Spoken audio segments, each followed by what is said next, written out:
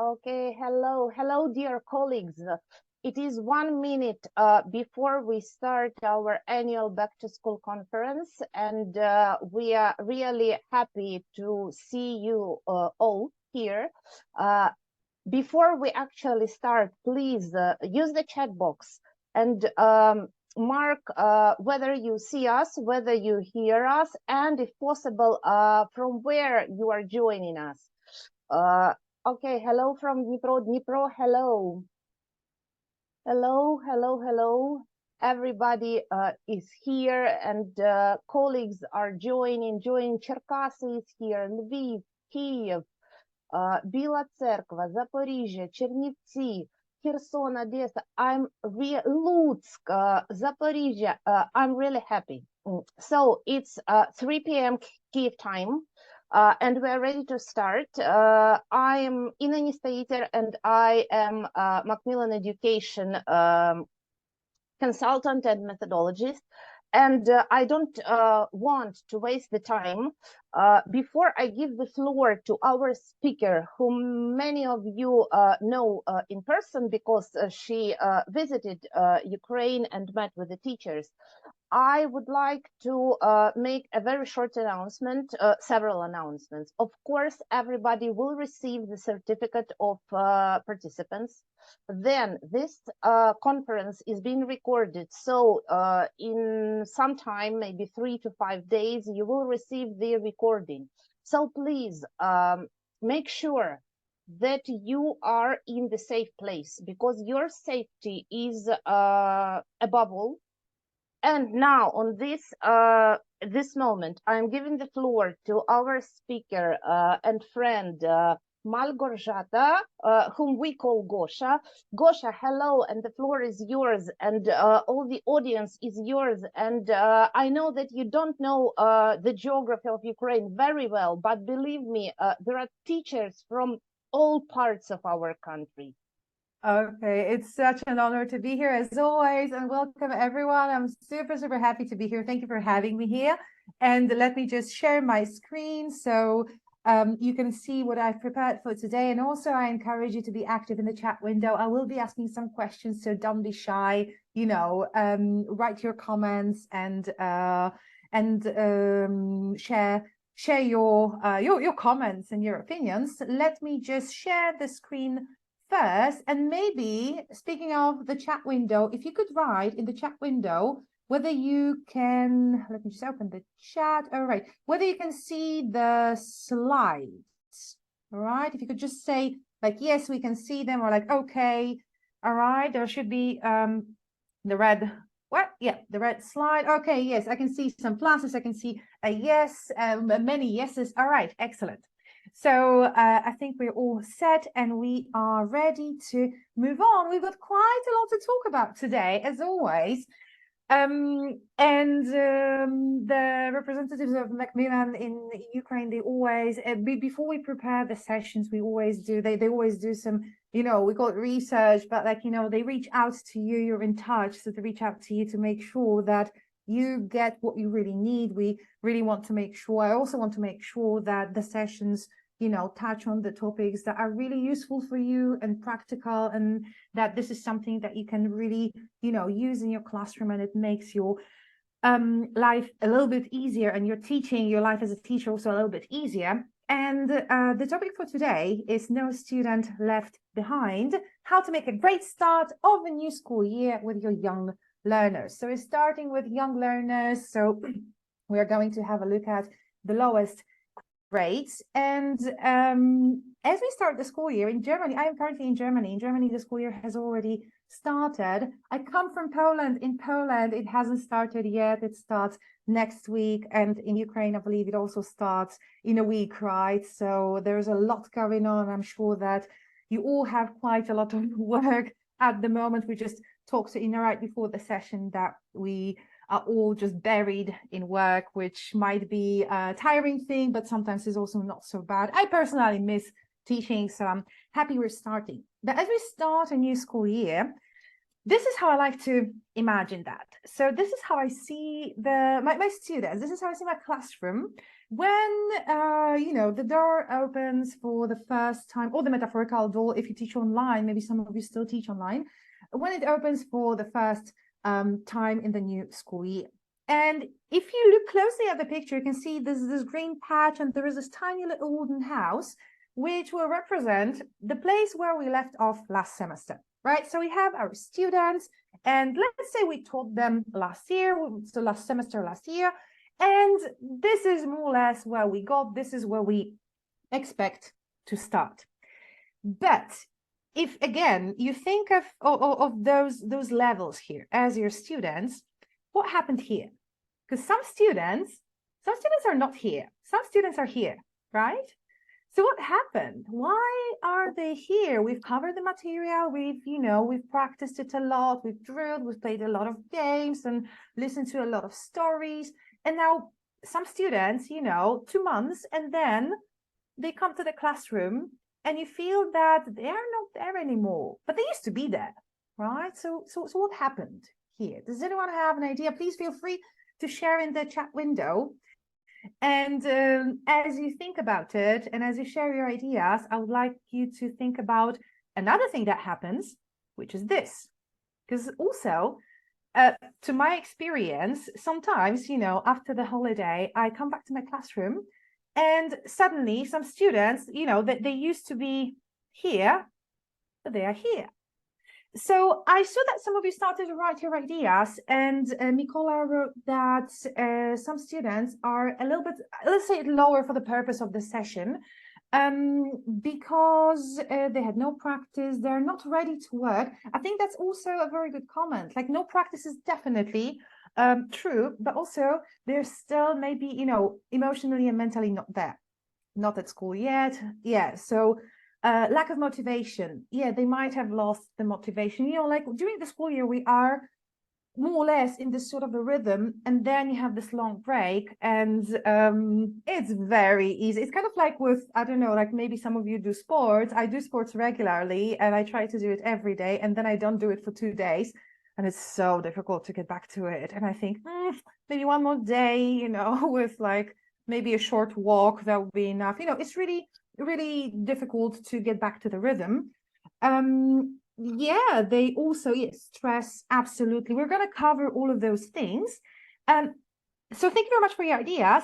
And does anyone have any ideas like why some students are actually a little bit higher? How is that possible? So again, we finished where you can see this green patch of grass and this rice, I think it is, and this little wooden house.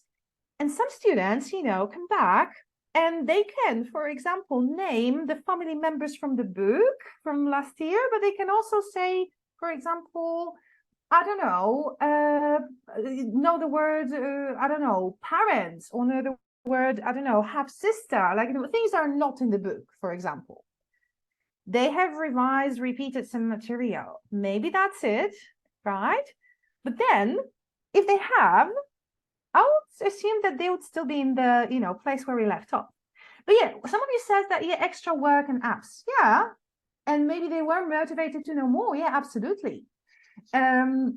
Absolutely. So maybe they actually actively studied during the summer, right? Sounds like perfect students, but we know that in life doesn't always happen, right? But of course, there are different circumstances. So let's have a look at those circumstances. Thank you very much for sharing your ideas. And I encourage you to keep doing that throughout the webinar. So some students, I believe, are ready to pick up when where they have left off, where we have left off, because first of all, maybe they just simply have good memory, or also good learning strategies. Maybe they managed to figure out that actually, picture dictionaries are great, they love them, and this is what works for them. And maybe, this really clicked with them. They may have revised the material on their own. And now by this, I don't necessarily mean that they spent the summer, like, paging the books and just like revising everything. We're talking about very young learners here, but even listening to the songs from the course. This is also the revision, right?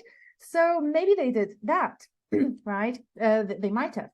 Maybe they have very engaged caretakers. Now, maybe they're caretakers, maybe they're English teachers. Who knows, right? Maybe they are. Or maybe it's really important to them that their children speak the language and they, take active part if they can, if they have the chance, they take active part in, making sure that the child doesn't forget. Now, some of the students have actually progressed. And this is what we've talked about, like you've mentioned some ideas before. They might have taken some summer courses, or one of you mentioned apps, or maybe a couple of you mentioned apps. Maybe they had some experience in, encountering someone who, for example, doesn't speak Ukrainian, and maybe they were saying hello in English, and it also gave them this boost of confidence, and and then they decided to try more. Those things happen. And maybe they got interested in the language. And the example I give here is the Baby Shark song. Do you remember there's this boom, like everyone was obsessed with this song, Baby Shark? I still have students, like, I'm sorry that I mentioned the title of this song, because I'm afraid that maybe now it's going to ring in your ears. I'm terribly sorry. I didn't mean to plant it there. But you know what I mean. Maybe they discovered, I don't know, a cartoon for children, which is in English, or some songs and so on and so forth, right? So this maybe made them interested. Maybe they listened to it for a long time. And that means that they might have learned some new words or some new phrases, right? Now, some of the students need much more support from day one. So even though you have covered the material with them and you have practiced everything, maybe they even passed some tests or some quizzes. Let's call them quizzes, right? We're talking about very young learners. And yet, after 2 months, roughly, right, they come back to the classroom and they cannot really, I don't know, name the colors and so on and so forth, right? And I think the reasons for that is, first of all, and this is heartbreaking, but also unfortunately really true, they might have experienced the crisis in their private life. And because of that, they might have been forced to focus on other matters, by which I mean, for example, like, they might have lost someone, they might have been relocated and so on and so forth. Now, those circumstances are really unusual, and generally in sessions we don't talk about them. But the fact is that there is a war happening, and children also experience that. And I think that because of that, they also might just not be there emotionally and also mentally. And I think, as much as it breaks my heart, this is a fact, and I think there's no point pretending that it's not there. So I think that's one thing. Which keeps them distracted. And of course, it's understandable. Every one of us is, right? They might have had no contact with English whatsoever, right? That also might be the reason they just closed the books, threw them to the drawer, and they did other things. Maybe they had a good time on holiday. Maybe they managed to travel somewhere. Maybe they visited their relatives, and and they were just not focused on that. And because, for example, because they didn't revise, and again, we're talking about very young learners, this is the very beginning of their learning journey, in learning a foreign language, they have just forgotten. And maybe simply languages is not their forte. Maybe they're just not very good at languages. Now, I don't necessarily believe in, dividing the students into good students and bad students, especially at the very beginning. I think that's a whole different conversation, right? But I think that at the very beginning, it's mostly about how engaged the students are and how motivated they are, rather than the skills themselves. I think the skills are not there yet. Later on, they might come in handy, but I think at the very beginning, when we operate on the word level, simple sentence level, there are a lot of songs, stories, and so on. I think it's mostly that. Okay, so here's what we know very well. All right. We definitely know that there are always some learning gaps between our students within one class. I have never in my life, and I've been teaching for, I don't know how many years now. I used to say 13, but I think at this point it's been closer to 15, maybe. I have never had a class in which there are no learning gaps. There were always some differences between the students, and I think it's just impossible not to have them, just because we're dealing with big groups.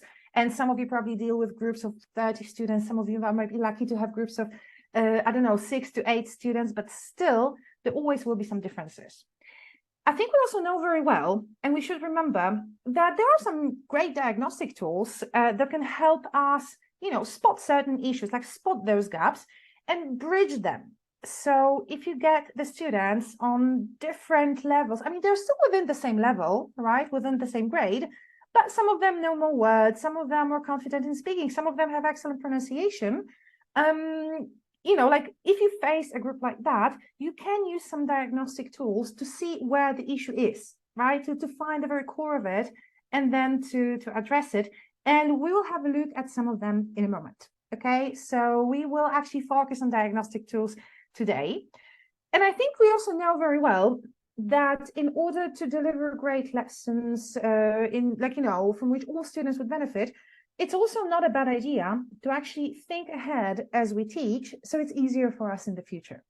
Because maybe we can, while teaching new material, we can already think that this might turn into a gap next year because, for example, there's quite a lot here, it's quite complex, and we can already think about it before, we move on or as we're moving on, so it's easier for us to plan future lessons. We're already aware of what might happen.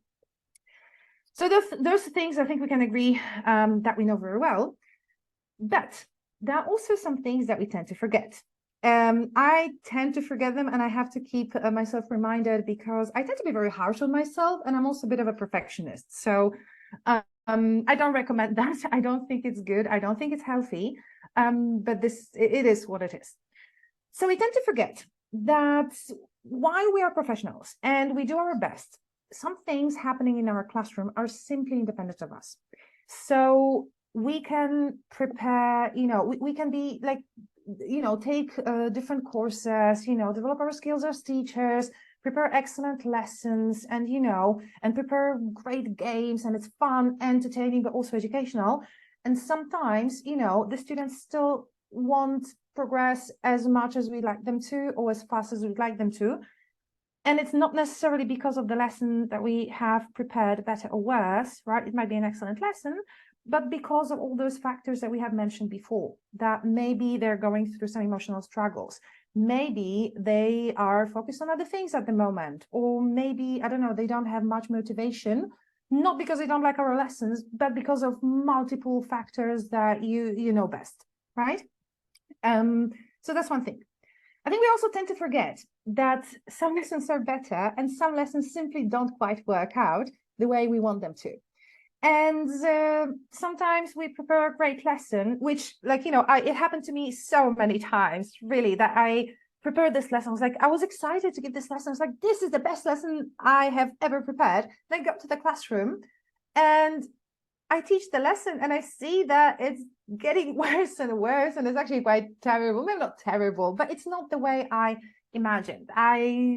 Not only was I hoping for it to be better, but actually I was sure that it would be better, but sometimes it just doesn't work out. Maybe it's because we put too much pressure on ourselves. Maybe, I think in my case, I get so excited, I overthink and overplan things, and this happens to me. So bear that in mind, that this it happens to everyone, and it will keep happening, and there's nothing wrong with that. We're only human, and I feel this is a natural way of, natural sort of moment in the teaching career. Like every once in a while, we just have a lesson which is not excellent, and that's fine. That's perfectly fine. And also something extremely important, and this is something that I really want you to remember throughout this session, is that while we want to give perfect lessons, we want to teach, we want our students to thrive, and we want them to be entertained, but we want them, we want to deliver high quality educational content. I think we should really focus on not necessarily delivering perfect lessons, but delivering good enough lessons. I think there's this big power in good enough. And a good enough lesson does not mean that there will be 10 different games and the students will, laugh out loud and they will just have so much fun. Like in the cinema, for example, when they watch their favorite movie, the good enough lesson would actually, tick all the boxes that it was supposed to tick, right? Would teach something it was supposed to teach, or if not teach, then practice, and so on and so forth. So it took me a lot of time, and I'm still learning this, but at the moment, I'm really not aiming for perfect. I am aiming for good enough because it takes up a lot of pressure. And I think it's worth remembering. I think everyone should remember, it's really worth remembering. All right. So one way of approaching this gap that we have mentioned before. So, what our students were supposed to know versus what they really know, what they were supposed to be able to do versus what they are able to do, is focusing on where we are with the students and where we want to be, right? I think it sounds reasonable, and I guess it is like that, right? Or is it? So I think very often when we think about the learning gaps and the differences in the level, just for the purpose of this session, let's call it the level, between our students, and we look at the weaker students and the stronger students, we really focus on the aim. So, okay, so we have to be here, and this is the material I have to deliver. This is my curriculum. My students, they have to be able to use present simple, right? Therefore, I need to, really focus on making them able to use this tense. Now, in building this bridge over the gap, I think sometimes we forget that there are different kinds of bridges. And if you want to get from one bank of the river to another, sometimes it's really enough to just take a rope and a couple of pieces of wood and just make the easiest rope bridge. You don't even need the wood for that. Sometimes rope is enough. It still gets you to the other shore, doesn't it? Right? Now, of course, if you have the means, if you have the time, if you have the tools and the skills, you can build this, beautiful concrete fancy bridge. Of course, no one's going to stop you. But I think that we should remember that bridging the gap can be done on different levels. And again, let's not aim for, this super fancy bridge.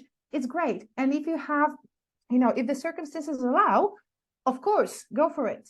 But I think it's really okay to just focus on something which I refer to bare minimum.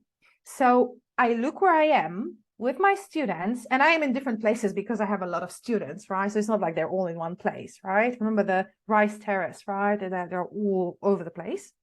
So I look where they are, I look where they're heading, and I want to know what's the bare minimum for my students to cross the river, right? Not how I want them to cross the river, but what's the bare minimum they have? How wide, how wide is the river? Is the rope enough? Maybe it's just a stream, or maybe it's a huge river, and actually I will need a little bit more tools, right? And of course, again, if circumstances allow, make it fancy, right? Ask yourself a question. Okay, so maybe the rope bridge is enough, but I think I can do a little bit more with this group, right? But I strongly believe that as long as your students can deliver the bare minimum, it's all right. They're making progress, and you stick to the curriculum, right? And we all know that curriculum is this, the cloud hanging above us, right? And we also have to, sometimes we have a bit more freedom, but usually we have to stick to it, and it's not so easy, right? But remember, as long as they can cross the river, it's fine. They're doing fine, and you're doing fine. So I want you to keep that in mind. Now, when we were preparing this session, we took requests, right? And many of you said, and those are the topics that usually repeat because they are challenging, and many of you said that you're mostly interested in reading, grammar, and vocab, which is completely understandable, especially with very young learners. Those can be challenging. We don't really, at this level, at least at the very beginning, we don't really teach grammar like we do on higher levels with, secondary students, but the grammar is there, right? We do teach it. But I would like to take a slightly different approach here. I don't necessarily want to divide, the session into focusing on reading, grammar, and vocab separately, because I strongly believe that reading is actually the combination of grammar and vocab, right? Would you agree with that? Because what makes you understand the text? Well, the words used in it and how they are connected. Now, of course, there are also different skills in reading, right? Because it's not only, words separated with commas, but also the words, have a certain meaning, and the text builds the context for this meaning. So, of course, there's much more to that. But generally speaking, on the most basic level, a text is a combination of grammar and vocab. So let's have a look like that. All right, let's have a look at it like that. Let's take this approach.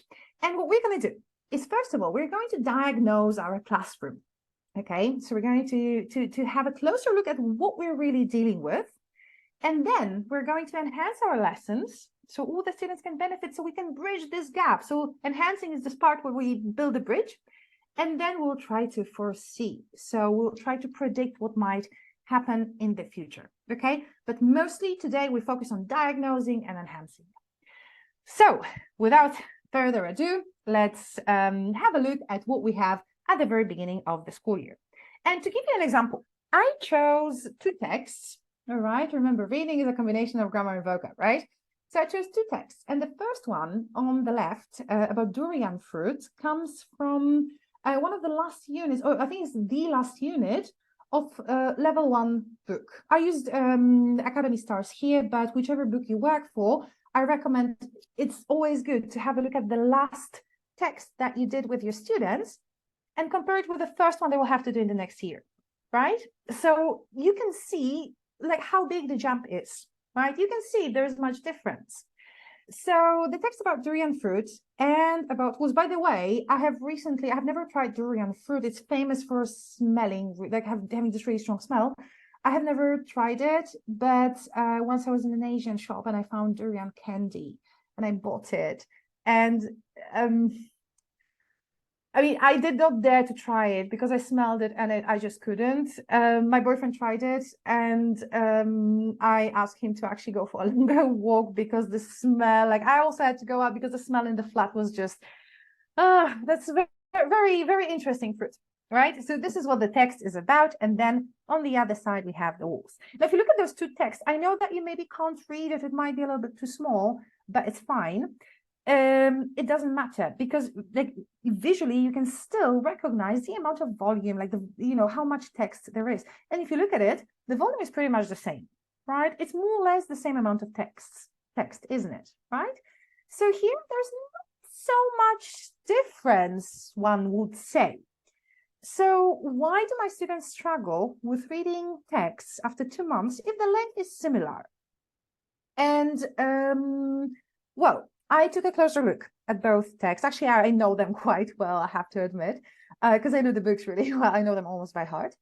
And the difference is that in the second text, which is like one of the first lessons in grade 2, yes, the volume is the same, but the sentences are already longer, right? So, for instance, let me have a look.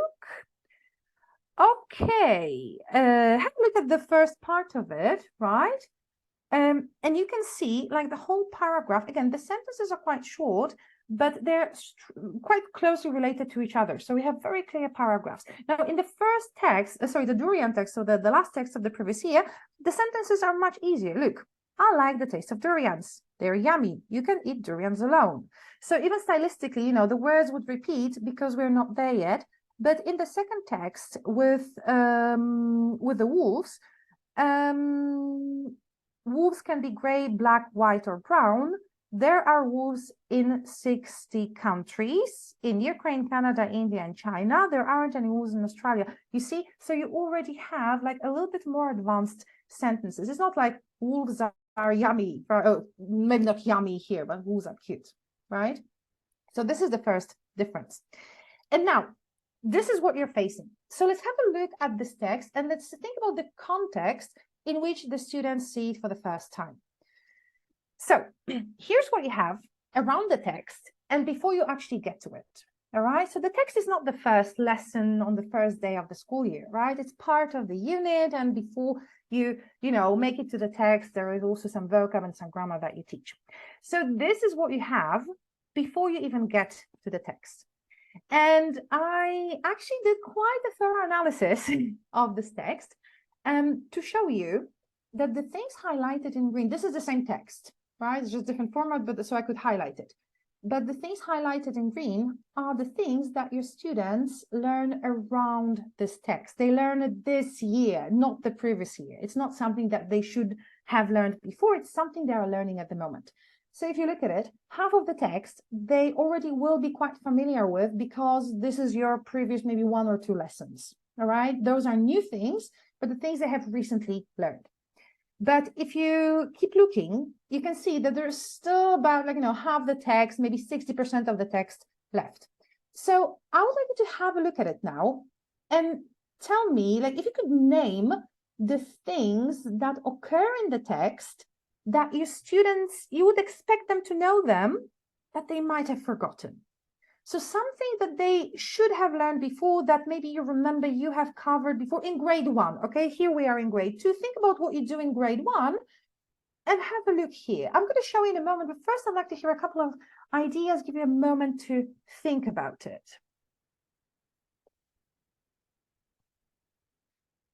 Okay, we have irregular plurals. Yes, we have 2 irregular plurals. Very well. So we have wolves and we also have fish. Excellent. Numbers. Big numbers are actually highlighted with green because big numbers, it's, sorry for changing the slide for a second, it's part of this lesson. Above the text, you actually have big numbers. But yes, generally numbers, maybe before you get to big numbers, you should, you know, the students have to remember numbers from 1 to 10 also. We have countries, modal verb can, it appears in the song in this unit. But yes, so you would listen to the song, it would appear there, but it might, you know, need a little bit more revision. But we also have names of countries. We have has got, have got, right? Yes, some, any, possessives. Exactly. So you see, so like again, the things highlighted in green. So for example, there are, or there is, this is part of this lesson, or at least this unit, right? But for example, wolves are big, the verb to be is not the part of it. Now, I have chosen a couple of structures here that I think my students might struggle with. And I have chosen, first of all, colors, right? You have quite a lot of colors here. I have chosen have got because the sentences with have got, they've got a long tail, they've got 42 teeth, this mother's got 4 cubs. They actually contain quite a lot of information, right? And after all, we read text to get information from it. So wolves are big. I assume my students would understand it, but I highlighted the word big and I highlighted some nouns and adjectives because I feel that maybe, you know, maybe they remember the word big, but maybe they're not sure about the word tail, have long tail here, right? Or for example, birds and fish, we have irregular plurals here also, right? Maybe they remember names like mom, dad, uncle, and auntie, but family, maybe they don't. So anyway, so I've highlighted some things, and this is where I expect to have the learning gaps. So see what I've done here. Before I even started the lesson, I looked at what I was going to be teaching, and I tried to foresee where the gaps might occur, right? And then the next thing I do, remember I talked about the bare minimum. So of course, ideally, I would like my students to understand every single word in the text. But if you think about it, reading is not really about understanding every single word. Reading is practicing the skill of getting information from the text. And there will be some words that they won't understand, right? So for example, kilometers per hour, I would probably, like, I think like in cases like that, I actually sometimes also use Polish, which is my native language, to my Polish students, just to give them the name, because I feel that this is just not really the content of my lesson, right? This is not the aim. The aim is for them to understand the information behind, you know, the big numbers, for instance, and having things like and things existing, right, and countries. So so again, it like the fact that something is not covered does not mean that, you know, we ignore it. It's just that we have to focus on the most important things. Remember, the bare minimum. Now, if you look at the next thing, which is the task that the students are faced with. So they see the text, and this is the task. Wolf facts. Look what information they have to find in the text, right? So do they have to find the colors? Well, they do. As you can see, there are quite a lot of things here that concern big numbers. Big numbers is one of the focuses of the lesson. So we have a body centimeters long. So that would be a big number, right? Tail, also teeth. There would be like the number of teeth, right? Can run at, so the speed, right? Look, all of them are, oh, and also number in a pack. So look, most of it is actually numbers. So even though, you know, numbers are just a small part of the text, most of what your students need to actually perform the task, to do the bare minimum, is the big numbers. right? But they would also need colors. They also need to understand the structure with have got, because I'm going to jump back to the text now, because they have got 42 teeth, right? So they need to understand the word teeth, which is, oh, sorry, that's a third irregular plural. There are three, right? Quite a lot. They have to understand the word teeth. They have to understand that they have got 42 teeth, right? So it's kind of important. And also some nouns and adjectives, for example, birds and fish, right? Those were also highlighted. So at this point, I already know that my students, to perform the bare minimum, apart from what we are learning in this very lesson, they would need have got, they would need colors, and they would need nouns and adjectives. All right. Now, we're not moving on from here now. We are talking about diagnosing here. Okay. So I'm not going to address it now. I'm just going to give you another example. Okay. And then we'll think of how to, how to do it. Okay. But now we're just focusing on seeing where the gap is, because the gap might be where you don't expect it, really, or the gap might be much smaller than you would expect. Right? So this is extremely important, right? Where we start, like what we really need, the bare minimum to build this bridge. Let's have a look at another example, right? And this time we have a longer text, right? But it's further on in one of the further units. And this is a text about traveling, about going on holiday. As you can see, you already have quite a lot of visual supports here.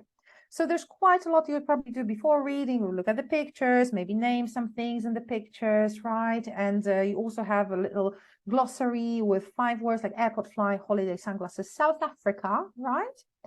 Let's have a look at the task. Okay, so here's the text, here's the task.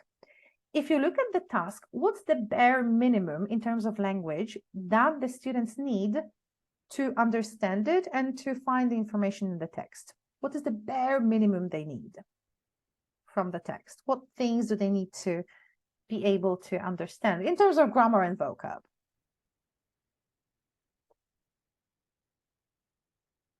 All right, I'd be happy for you to share some ideas in the chat window. Seasons, yes, definitely. It's winter in Canada. They have to understand seasons. Present simple, well, generally, yes. At this level, I would still probably, I think I have used the word present simple before, but generally I would operate on like structures rather than their names. So I would say, for example, he is, she is, right? Or he lives, she lives, right? So, but yes, this is present simple, absolutely. Countries, yes, we have South Africa here. They have to understand it. They have it in the glossary also, right? But they do have to understand it, absolutely. Some free time activities. Number 5, Alice likes having picnics on the beach. Yes. Like and doing something. Yes, this structure also, absolutely. So yes, so let me just sum it up. So they need seasons, they need countries, they need family members also. Jake's big sister, right? I don't know if you've mentioned that. Maybe there's a lot of answers in the chat window. If I haven't noticed it, I'm terribly sorry. But let me just put it here. So family members, also some activities. Right.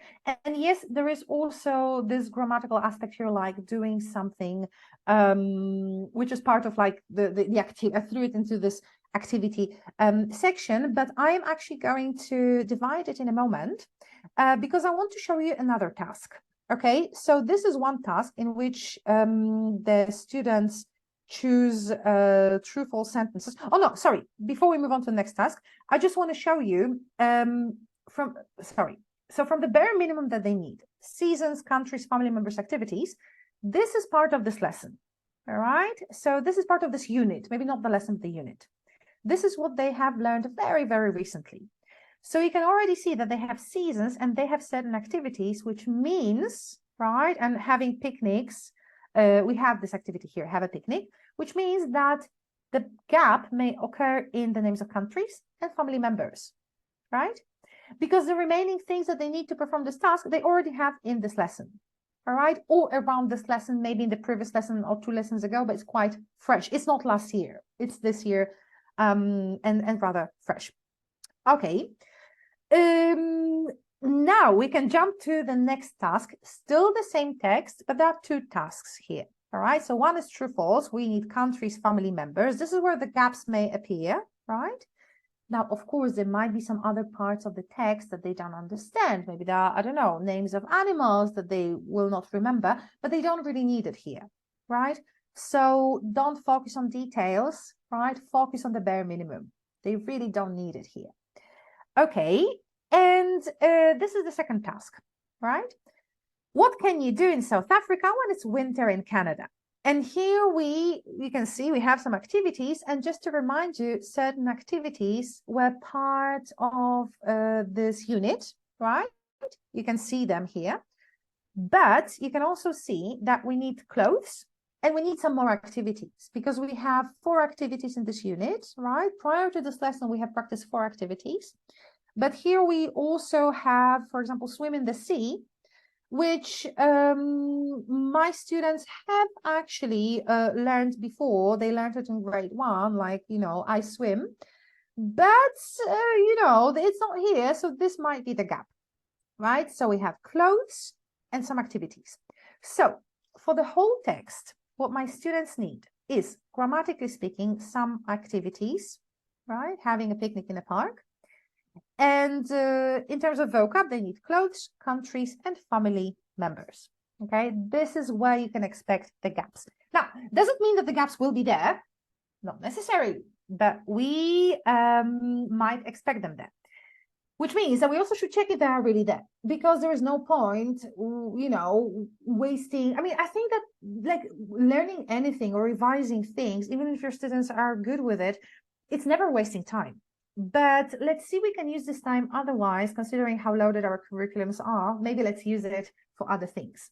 So I think it's extremely important to check if the gaps are really there, because one thing you do is you predict if there are any gaps, if there might be any gaps, but then you need this sort of reality check. Okay, are they really there? Because maybe there's a potential gap in the names of colors, and then it turns out that your students just, they know them very well, like, forwards and backwards, and there's no need to spend much more time on that. Okay, so how do I check whether there are some gaps? First of all, I explore the book. Now, this is grade 2 we're talking about. Of course, we can take grade 3 and have a look at the book from grade 2 or grade 1 and so on. You can have grade 1 and have a look at their books from kindergarten if it's possible for you, if you have a chance. But generally, I explore, I like to use what I already have, because it's really important to me not to spend too much time on preparing things. Definitely, I don't want to prepare things twice, right? If I've done it before, I can reuse it. So I'm going to explore the book. And this is, just to remind you, this is grade 2. This is what I found in grade 1, right?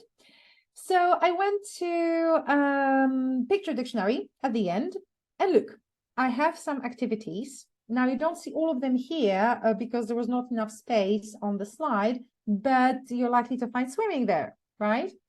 You have family members. There's the word sister that you need.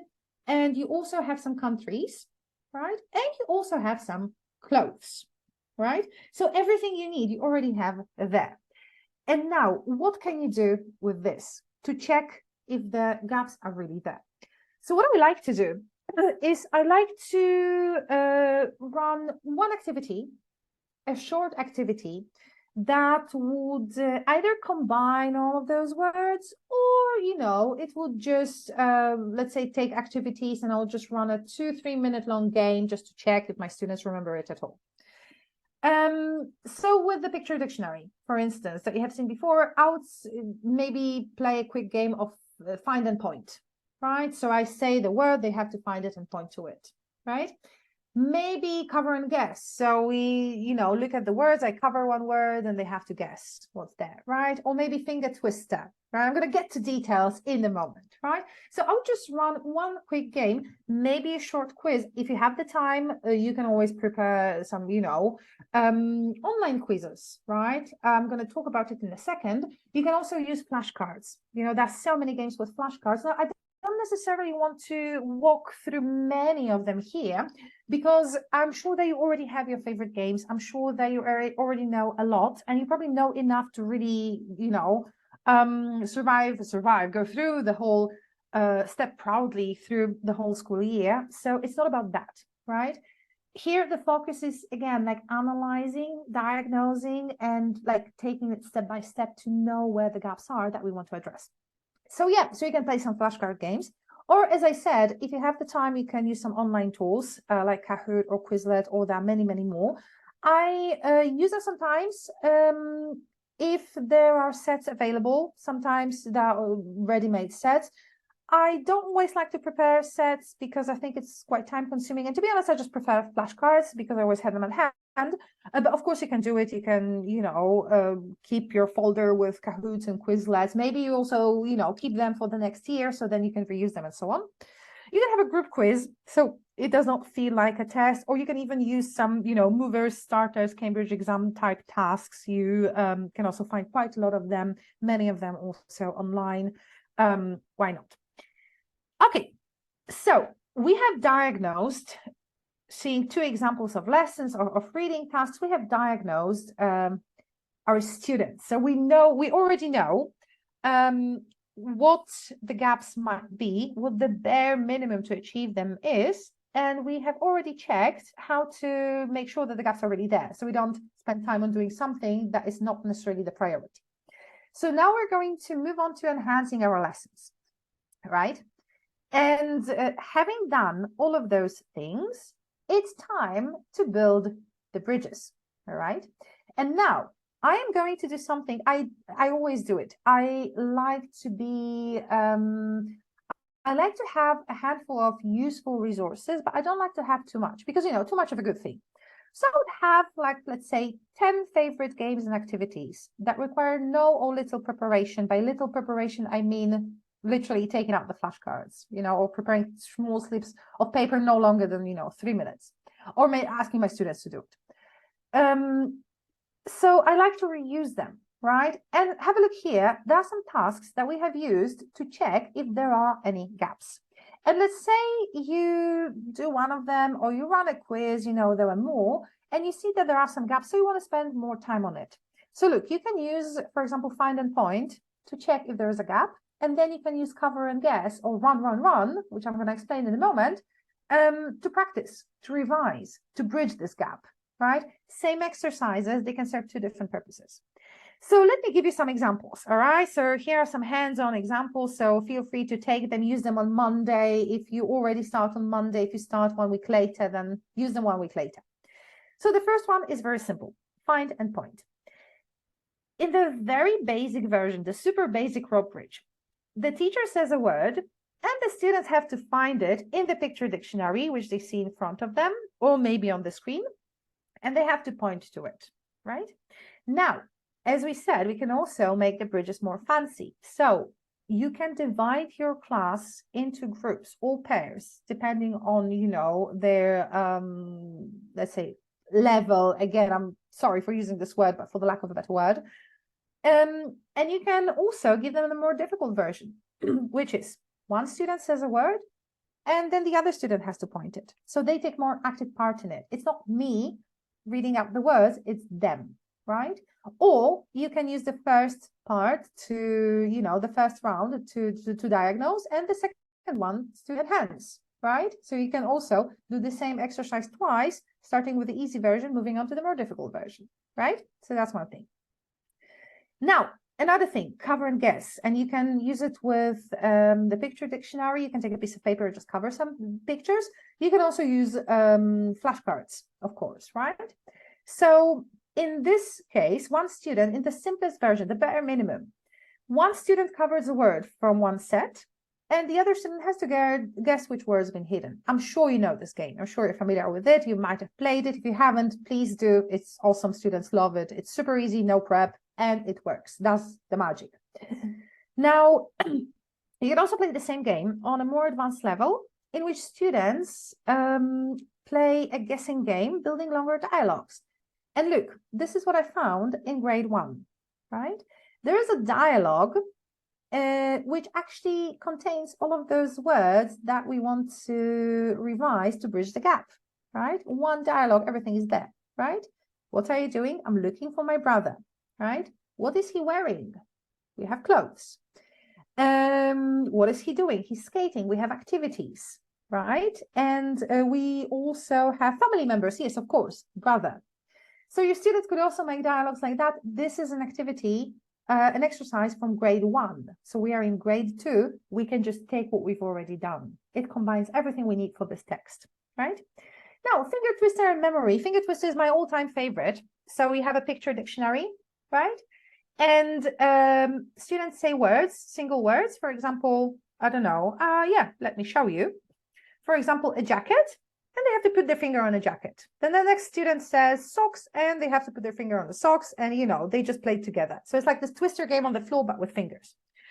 And it's very easy to make it more difficult or to make it more challenging. Let's not call it difficult, let's call it challenging. It's very, very easy. It's enough to ask your students to just make full sentences. Instead of saying a jacket, or instead of saying a skirt, you would say, I'm wearing a pink skirt. So we already have long sentences. Then you make sure that all students are, equally challenged depending on what they're capable of at the given moment, right? And remember, your bare minimum is the words, understanding the words. Now, using sentences, I'm wearing a pink skirt, this is building a fancy bridge, but you're free to do so, especially if you have students who remember the words and you want them to also be active in the lesson so they don't lose motivation. The beginning of the session, remember, those were your ideas. Also, the motivation, extremely important. Now, another thing that you can do is, and this is something that I would actually do quite often, and because I see great potential in it, and I think it's extremely useful to teach the students to categorize. It's also one of the cognitive skills that I focus, and I put quite a lot of focus into, developing, because, I still do it in my adult life. I still categorize things when I learn something, for example, German, which is a struggle, I have to admit. So I wanted to revise, to bridge the gap, which is family clothes activities. I would take the words from the text, right? Or probably also throw in some more text. Write them on pieces of paper or just quickly print them out and cut, like whatever you can do, or use the flashcards. You probably have all of them on the flashcards. And and I would make 3 categories, family close activities. You can also do it on a board, right? You don't necessarily need flashcards. You can just, write first letters or draw very simple pictures on the board. And my students have to put them in correct categories, right? So look, they revise the vocabulary, but they also, they focus not only on single words, but also put them in groups. So it's easier for them to understand the meaning, right? Now it's also easier for them to make associations, right? So, we have jump, which is an activity, but we also have jumper, which is, a piece of clothing, right? And of course, if you want to make it a little bit more difficult, you can just give them first letters. Or go crazy and say, okay, we've got 3 categories. Now we work in 2 big groups and write as many words for each category as you can and see what they remember, right? You can use it as a diagnostic tool, but you can also use it to enhance your lessons. You can really, this is something that I do often, and I really encourage you to do it. You don't always have to come up with new games and new activities.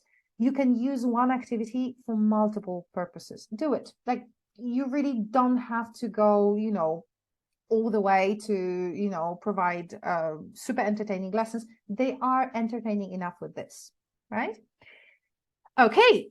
So just to sum this up, with those things that you have just done, weaker students have tailor-made revision tasks, right? So they do the very, very minimum. Stronger students, they get more challenge, right? So for example, instead of using words, they would use longer sentences. Now, all students are ready for the next step, which is the text, right? And again, maybe the stronger students will do it a little bit faster, right? But maybe the weaker students will need a little bit more time to do the task, but they all have at least the very minimum they need to perform the task, plus some of them have already practiced a little bit more because, for instance, they're stronger, right? So we're here. All right, so we have diagnosed, we have enhanced certain tasks. Now let's think about the future for a moment. And here I have a couple of questions to you, all right? So first of all, and I would like you to answer in the chat window, I'm really curious about what you have to say. Is it possible, in your opinion, to avoid learning gaps in the future? There a chance to, avoid them? Oh, I see all of you say no, absolutely not. There will be learning gaps. It's impossible. They might be bigger or smaller, but they will be there. And I think there is no point letting yourself be frustrated that the gaps appear, because they will. Now, bear in mind that the reasons for the gaps are so many that you simply have no control over it. And it's very difficult to, to admit that you don't have like full control over, your classroom, but you don't, and you won't, right? So that's the first thing. So is there anything we can do to minimize the learning gaps in the future? Because it's certain there will be there, and there's no way we ever, get rid of them. Is there anything we can do to minimize them? Maybe you have some ideas. Now, that's still some answers, no, in the chat window, but I think it's still the answer to the previous question. So I am not sure if, or maybe you're saying no here. Spring revision, yes. All right. Spring revision, yes. Well, generally speaking, the more often you do revisions, the better, right? But also, yeah, it depends on factors. Yes, I mean, of course, sometimes you'll probably also have the break maybe in lessons because your lessons are interrupted because you have to run to the shelter. And this is a terrible reality, but the reality nonetheless, right? So yeah, so sometimes this also, of course, has an impact. That's why, like the more revisions you throw into your lessons, the better. Absolutely. Revision is absolutely necessary, but using the diagnostic tools here, you can be more aware of what to revise, right? Once in a while. Okay, I have put some of my ideas here. First of all, know your books. This is something like we have worked for quite some time together. I have given quite a lot of sessions for Ukraine. I had a pleasure to also visit you in person a couple of years ago. And we did some sessions about really getting to know your book. And I think it's incredibly important because you have a lot of free resources there. You have game banks. You have lessons plans written by people who did a lot of good work. So I always, I like to benefit from their work because they did it well, so I don't have to do it and I trust them. Definitely know your books. Know what your students have learned. Know what your students will be learning, right? It does not mean that you have to know it by heart, but have the general idea of what's going on. Don't only look at one lesson, all right? Look back, look ahead. Now, reuse some activities that have worked in the past. If your students love a certain game, reuse it. If your students love Simon Says, which for some reason they all do, reuse it if it works for you, right? You don't always have to come up with new tasks and new games.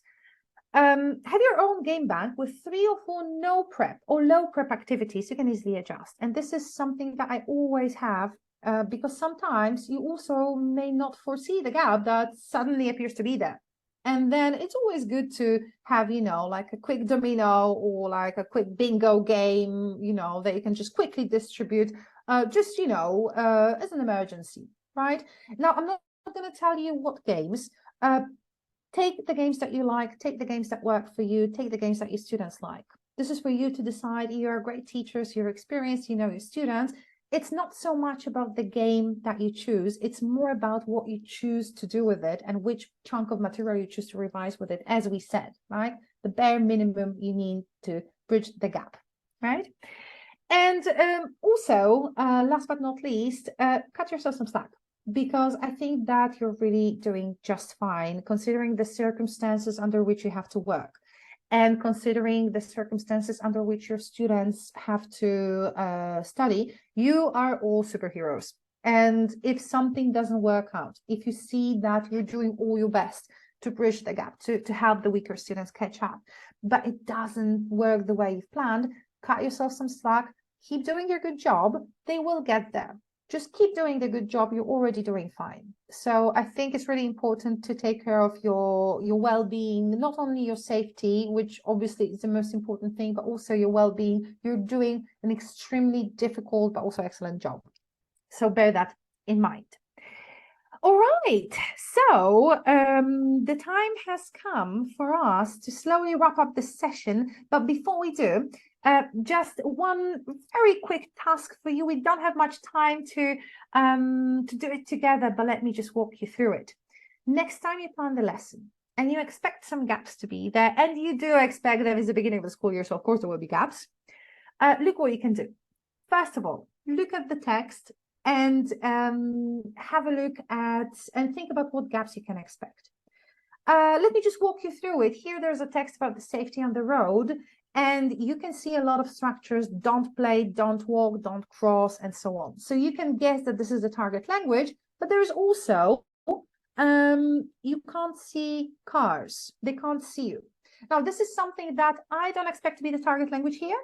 And I think this is a place where the gap might be. Now, I know where the gap might be. How am I going to check it? Which game am I going to choose, or which exercise I'm going to choose to check if there's a gap? Choose your favorite, right? I'm not going to choose for you. Choose your favorite, you know best. Now, how am I going to bridge the gap for my weaker students?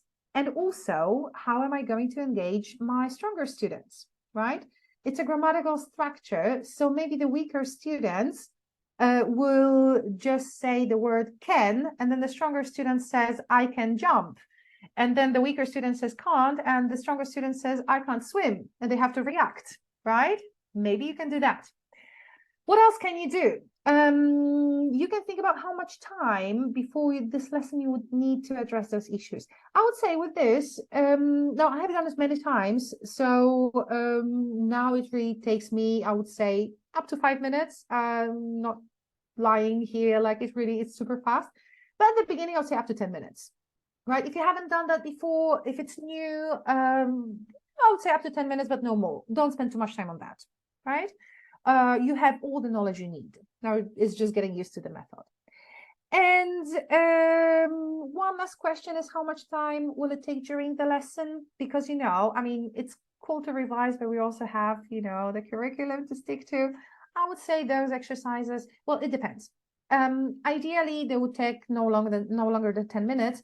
If I see the gap is huge, I would spend even half the lesson on that, because there's no point rushing with the material if like the only result is the gap getting bigger and bigger. I think it makes more sense to bridge the gap, like build a solid bridge and then move on. You will have the time to catch up, right? You will maybe, I don't know, choose not to do one reading, choose not to do one song. You will find this time, right? But don't hurry. Make sure that you build a bridge that would actually last for a very long time.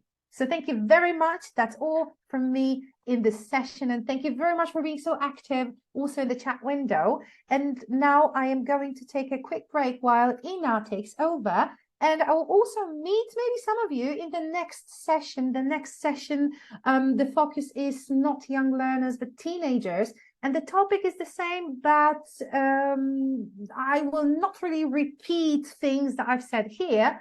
I will focus on slightly different things. So even though we still talk about the same topic, it will look slightly different. So you're very, very welcome to join me for the next session. And if you have to go, then thank you very much for attending. And I'm hoping to see you soon. I'm really hoping to see you in person, sooner than later. Thank you very, very much. And I'm wishing you all the best and stay safe. And thank you very much for attending. Thank you very much, Gosha. I'm switching into Ukrainian. Зараз, поки наша шановна спікерка відпочиває, я хотіла б познайомити вас з тією інформацією і з тими подарунками корисними, які ми підготували, вся наша команда підготувала протягом літніх місяців, і нагадати про те, що вже є. У нас, одну секунду, зараз я поділюся своїм екраном. Ми зараз я сподіваюся, що зараз ви бачите мій екран. Ми зараз знаходимося на сайті нашого представництва macmillanуkraine.com. І тут є каталог, є інструкції, є аудіоресурси, є розділ для викладачів, є розділ дистанційного навчання. Тут всі ресурси, які є в наявності, вони всі є безкоштовними, за них нічого не треба платити, треба просто бути зареєстрованим користувачем сайту. Але зараз на початку навчального року я хочу звернути вашу увагу на розділ тестування ЗНО ДПА.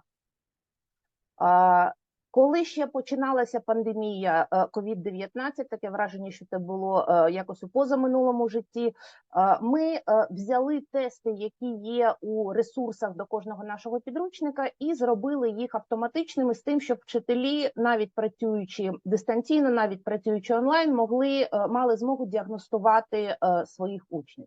І ось на початку навчального року, мені здається, варто нагадати, що у вас є така опція, якщо ви користуєтеся нашими підручниками, а трошки згодом я розкажу про опцію для тих, хто не користується нашими підручниками, але таке ж має змогу скористатися такою діагностикою. Отже, діагностичні тести до абсолютно кожного курсу на початок навчального року, виконання яких покаже вам, чи є ці самі knowledge gaps, які варто закривати на початку навчального року. Чи, можливо, навпаки, у ваших учнів все окей, все нормально.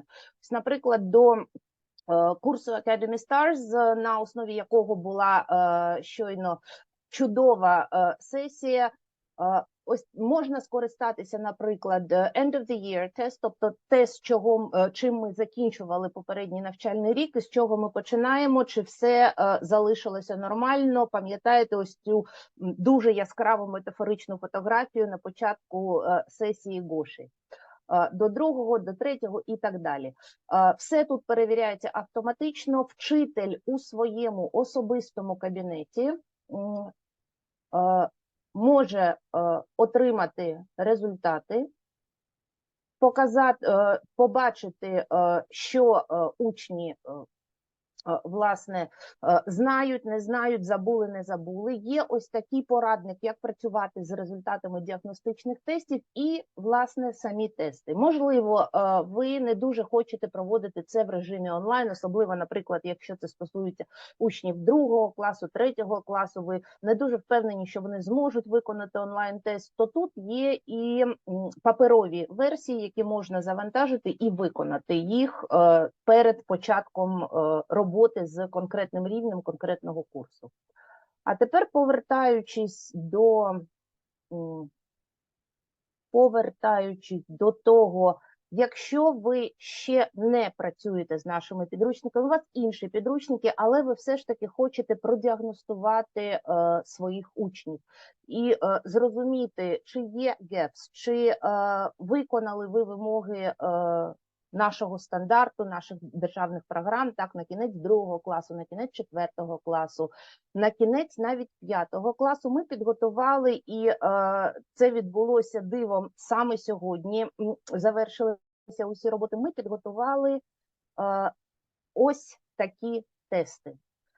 Рівень А1 – це на кінець 4 класу, на початок 5 класу, listening, тест listening і тест reading writing, які не прив'язані до якогось конкретного підручника, вони прив'язані до загальноєвропейської рамки.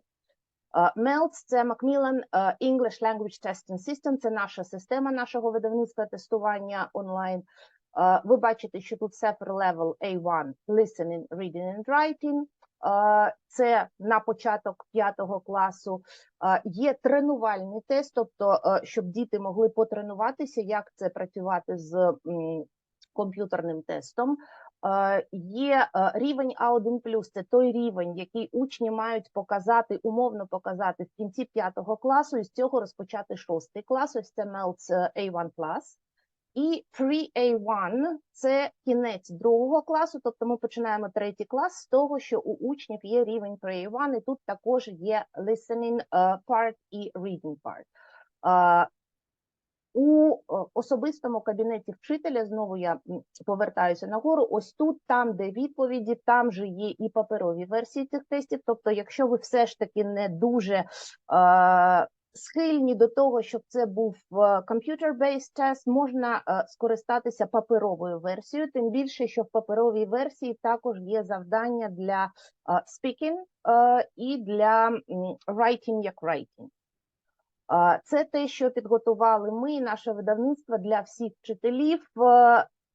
І зараз я хочу запустити невеличке опитування, на основі якого ми зможемо відкрити тим, кого це дійсно цікавить, відкрити той доступ до онлайн-тесту. Буде лише 2 запитання.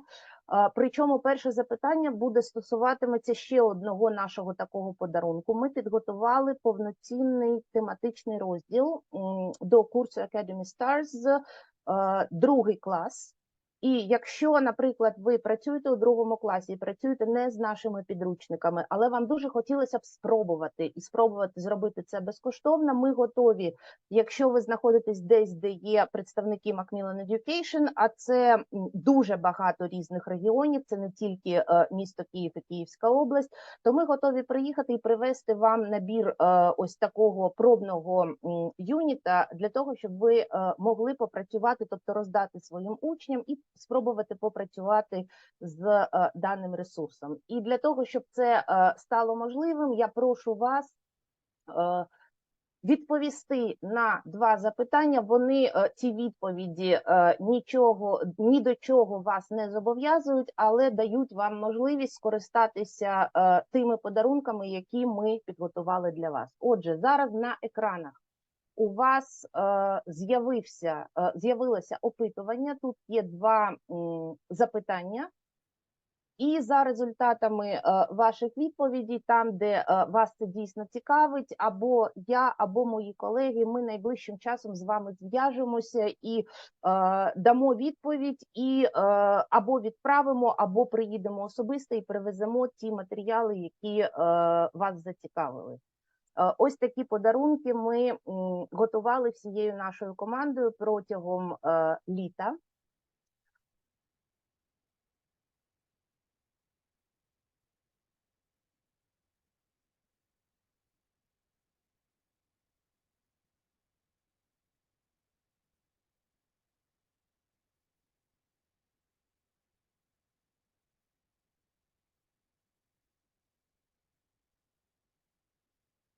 Є ще час, поки наша спікерка трошечки відпочиває перед наступною сесією. Я бачу, що ви даєте свої відповіді. Я дуже вдячна вам за таку вашу досить активну участь. Я обожнюю, коли вчителі, які приходять на наші заходи, такі активні. Так відбувається, до речі, завжди. Є ціла низка вчителів з усіх куточків нашої країни, які нас знають, нам довіряють тій якості, яку пропонує наше видавництво і з точки зору ресурсів, і з точки зору методичної підтримки і професійного розвитку. Ще йдуть відповіді, трошечки ми ще почекаємо, наша спікерка підготується, перелаштується з початкової школи на середню школу.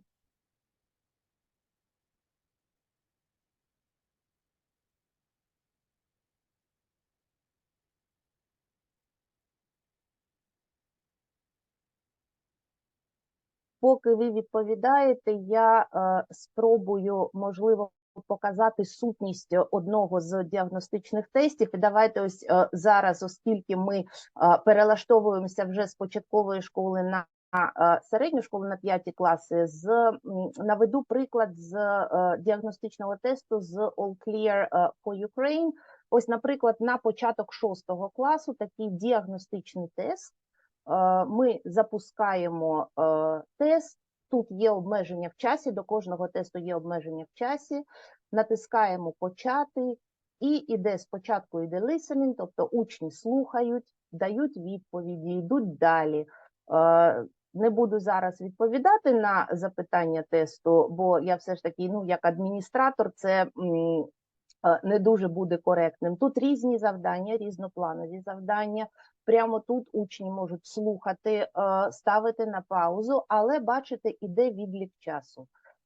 Наприклад, далі є ось такі завдання на перевірку, чи є gaps, не перевірка, а діагностика, чи є gaps в reading comprehension, і це, наприклад, завдання на true-false, тобто у учнів перед очима є текст, який відповідає тому рівню, який вони би мали виявити на початок 6 класу, і мені здається, навіть було б цікаво провести таку діагностику і, можливо, переконатися, що у вас суперкласні учні, і з точки зору, наприклад, skills, like reading comprehension or listening comprehension, у них все окей.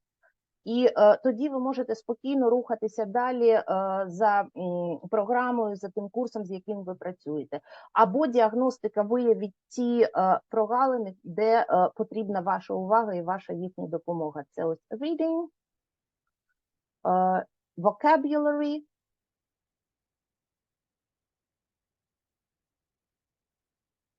і можна повертатися назад, можна йти далі, і далі, коли учень натискає на кнопку «Завершити», одразу отримає він результат або вона результат, і ви, як вчитель, у своєму особистому кабінеті також отримаєте результат всієї вашої групи або всього вашого класу. Я раз повернуся до особистого кабінету, я просто на нього натискаю. І ось у мене є така кнопочка «Завантажити результати». Вони завантажуються, я одразу бачу, мені так буде простіше, наприклад, проводити аналіз того, що зробили мої учні для того, щоб спланувати свою роботу. Я бачу, що всі, хто мав бажання пройти опитування, пройшли опитування. Я зупиняю демонстрацію свого екрану, завершую опитування, and I'm switching into English again. And again, I'm welcoming Gosha, and I personally am looking forward to your second session, to your wonderful and easy to use ideas. Thank you very much. I can't wait to meet maybe some teachers who have joined us right now. Maybe some of you have stayed. Maybe there are some people. Is there anyone here who has joined just now? Could you write it in the chat window? For those of you who have not maybe attended the previous session, or maybe you have all attended the previous session, and that's also, it's really interesting to me. Right? I don't see. Okay, yes, some of you have joined just now, so welcome. And let me just, oh yeah, okay, we have a couple of people who have joined just now. Of course, like some of you teach only primary learners, some of you teach both primary, secondary, some of you only secondary learners. Okay, let me share my screen with you. Just give me a second and let me share my screen with you, and I will do it. Yes, all right. I think, yes. Can you see my slide? It's a yellow slide with no student left behind written on it. So can you see it? Yes, all right. I see positive answers here. So yes, all right. And there are also some people who have seen the previous session and are staying for the next one. Okay, so once again, for those of you with whom I have just spent 1 hour, hello again. For those of you whom I haven't seen here before, welcome, and sit back and feel comfortable. Now, because many of you have attended my previous session about young learners, and the topic of the session was, and even the title was practically the same, right? No student left behind, about, you know, how to make a great start of the new school year, and we were talking about bridging the gaps. I would like to clarify something at the very beginning. So even though the previous session covered the same topic, we are talking about 2 completely different groups of students, all right? So if you have attended the previous session, do not worry, I will not repeat much, if anything. I will just, I generally will be talking about the same thing, but a slightly different perspective. For those of you who have just joined, don't worry. The previous session is not necessary for you to attend this session. Obviously, those are different sessions. So it's not like you're going to be lost or confused because you haven't seen the previous one about primary members. Okay. So I hope that you all feel comfortable and safe. Now, we have actually, this is one thing, but I swear this is the only thing really that we mentioned in the previous session, and it's true for all of us who are about to start the new school year, that there is a certain place where you left off in the last semester. And this is where you're expecting to start in the new semester. So, for example, you taught grade 5, now they have moved on to grade 6, and you expect them to, like be more or less on the same level as they were in the previous semester. Now, you're probably very aware of the fact that it's not the case. It's never the case, really. And while with many classes, especially with younger learners, when the students come back after the summer break, they're all over the place, right? Some of them are getting better, they have gotten better. Some of them are more or less where they were. Some of them have maybe not necessarily lost their skills, but they definitely need to practice more. They have forgotten some words or some sentences that you have drilled, and so on and so forth. Now, I believe that when we talk about secondary students, and I'll be talking about grades, 5 to 7 here, I think it's actually more like that. So if this is where you left off, this little wooden house, this is where I left off. I usually expect my students to not be there at the beginning of the new year. And I don't know if you have the similar impression with your older students, with your secondary students, that maybe with children, like they tend to be like, of course, some of them will need more support. Some of them have progressed, but generally speaking, the differences are not that huge. Now, when it comes to secondary students, it feels like they have just like they don't know how to speak the language anymore. I mean, we spent the whole year in grade 5, let's say. We've learned so much. We've done so many exercises and so on and so forth. And then this is me at the beginning of the year. I just sit like that after the first lesson maybe and go like, just don't know English anymore. Like they can't even make one correct sentence. Like, where have I gone wrong? What has happened, right? So I don't know if you have the similar impression. I kind of catch myself feeling like that and looking like the lady in the painting more often than not at the beginning of the school year. And by the way, I will be using some paintings. If you're interested who the painter is, you have the names always written at the bottom of the slide if you're interested. So anyway, so I sit like that and I go, okay, so 2 months and I don't know anything anymore. Like I have to start over. I'm starting from scratch, right? And I will never in my life manage to bridge all the learning gaps. It's just impossible. I mean, my students cannot introduce themselves anymore, right? Do you have those moments sometimes? I think we all have them, but I also think that very often we exaggerate a little bit. It's not like they don't remember anything, but this is what we tend to say. I tend to say that. I will like, oh my God, they didn't understand anything. They don't know anything. I tend to, like be quite dramatic about that. And I look like in those paintings, I'm glad that you like them.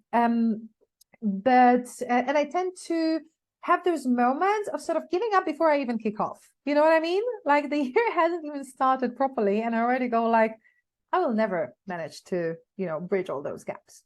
And this is the moment when what helps me is just taking a step back, taking a very deep breath and starting like, my little analysis, like starting from understanding what's going on.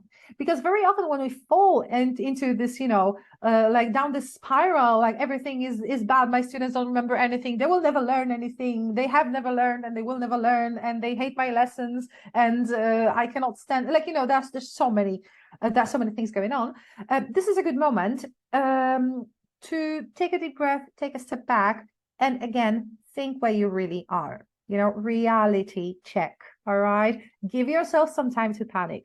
Give yourself some time to vent. I think it's very important. I vent a lot. I call my teacher friends and I say the things I'm telling you now, but I know it's not true. I mean, I know this is not the reality of the situation. I know that this is just me who after 2 months of break has to face like a lot of challenges, and there's a lot of emotions in me, and it can be difficult to all of us, but it's time to do the reality check. So the first thing that I think we should do is decide, what is this thing called a learning gap really? Because we talk quite a lot about, the gaps, the learning gaps between our students, or the gaps in knowledge between our students, and so on and so forth. And I feel that we all understand this word. And even if you don't know the definition of that, you know intuitively what it is, right? But let's just establish the terms. So we are sure that we're talking about the same thing. So generally speaking, learning gap refers to, and that's a key word, relative performance of individual students, right? It's relative. It's not really fully objective, right? So the difference between what a student has actually learned or were expected to learn versus like what the level or the state of their knowledge is, right? So like expectations versus reality. Maybe those things on the internet sometimes are those funny pictures, expectations, those memes, expectations versus reality, right? So this is the gap. The gap is like what they should have learned, where they should be at the moment versus what they actually have learned and where they are at the moment. And you look at this and you go, hang on a sec. My students have all passed their final tests last year, right? So they have learned it. It's not like they haven't learned it, right? So if there are gaps in, their level, like in what they should know, but they don't, but they have learned it before, doesn't mean that the whole process that happened was they have learned, passed their tests, then they have unlearned, and now they have to relearn. See where I'm going with this, right? Well, I think unlearning something would actually take quite a lot of effort, especially over the span of 2 months. But what I'm trying to say is that this is not really what happened, right? I don't think that they have learned and unlearned, they relearned. Therefore, I don't think that we have to reteach things, right? I believe that what happens is that they have forgotten, they remember, but they haven't practiced, and they just need to re-practice, right? But they don't have to relearn things, right? They will learn new things, but once they have learned something, it is there. Because here we're not talking about 10 years, we're talking about 2 months, right? Maybe a year of a break, right? Up to a couple of months, but generally speaking, it's not 10 years, right? So instead of relearning, which let's cross it out from our dictionary, let's take a different approach. Instead of relearning, we are going to remember. That's the first icon. I want you to remember them because they will come back. I think we have to, and our students, they first have to remember, recall, right? Remember things. Then they have to refresh them, or refurbish, if you may, right? But refresh this knowledge, those skills, and then they have to reuse them in a different context, right? Because after all, we are not learning the same thing again, we're moving forward, right? And I'm going to show you everything in more detail in a moment. So I want you to remember about this approach, okay? We're not reteaching things. We are remembering them, refreshing them, and reusing them in a different context, maybe building up on them, reusing them as part of a larger structure, for example, okay? Bear that in mind. The art of small steps. I see someone wrote, Tatiana wrote, the art of small steps. Exactly. That's what we're going to do now. Okay. But then this is still me. And I think, all right, but still, like, why have they forgotten so much? I mean, it's only been 2 months, right? We've established that. Maybe it's been 3, maybe it's been 5. Like some of your students, of course, will have longer breaks. But generally speaking, for the majority of students, I would say it's like, this is the longest break, like 2 months of the summer break. And here are my ideas. First of all, at this level, the complexity of the language at this point of learning is already much, much higher, right? So, and to show you an example, above you can see the grammar section from a book for primary learners. Now below you can see also grammar section for teenagers, right? So you can see that, first of all, it's not, pictures and blocks anymore. We're on, like, a totally different level. We don't just learn a sentence that we drill, we sing in the song, and then we exchange in a short dialogue. Here, we already have all, all pronouns, right? And we have all forms, we have questions, negatives, we have affirmative, we have short answers, but we also have longer answers and so on. Also, look, without one unit, and this you can see in the objectives part, you already have quite a lot of skills that you're going to be developing, right? So we have, for example, here, past simple with be, there was, there were, so also past simple. Affirmative regular verbs, but also asking for information, right? Did you buy the tickets?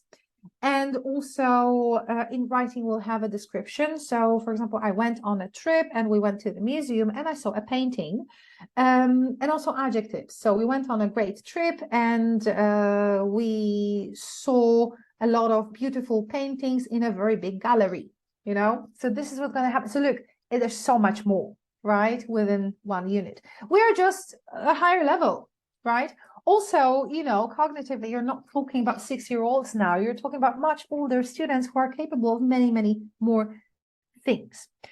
But of course, because of the complexity of the language at this point of learning, in order for our students to, remember it, it's not enough to, listen to a simple song anymore. We're not there anymore. What they need in order to retain this knowledge is exposure. That's one thing. And also cognitive skills. Cognitive skills is something that I'm really interested in. And I really put emphasis on, developing them with my students. So, learning how to learn. And also teaching them how they can learn on their own. Now, if they don't have those skills, they will not know what to do. Right?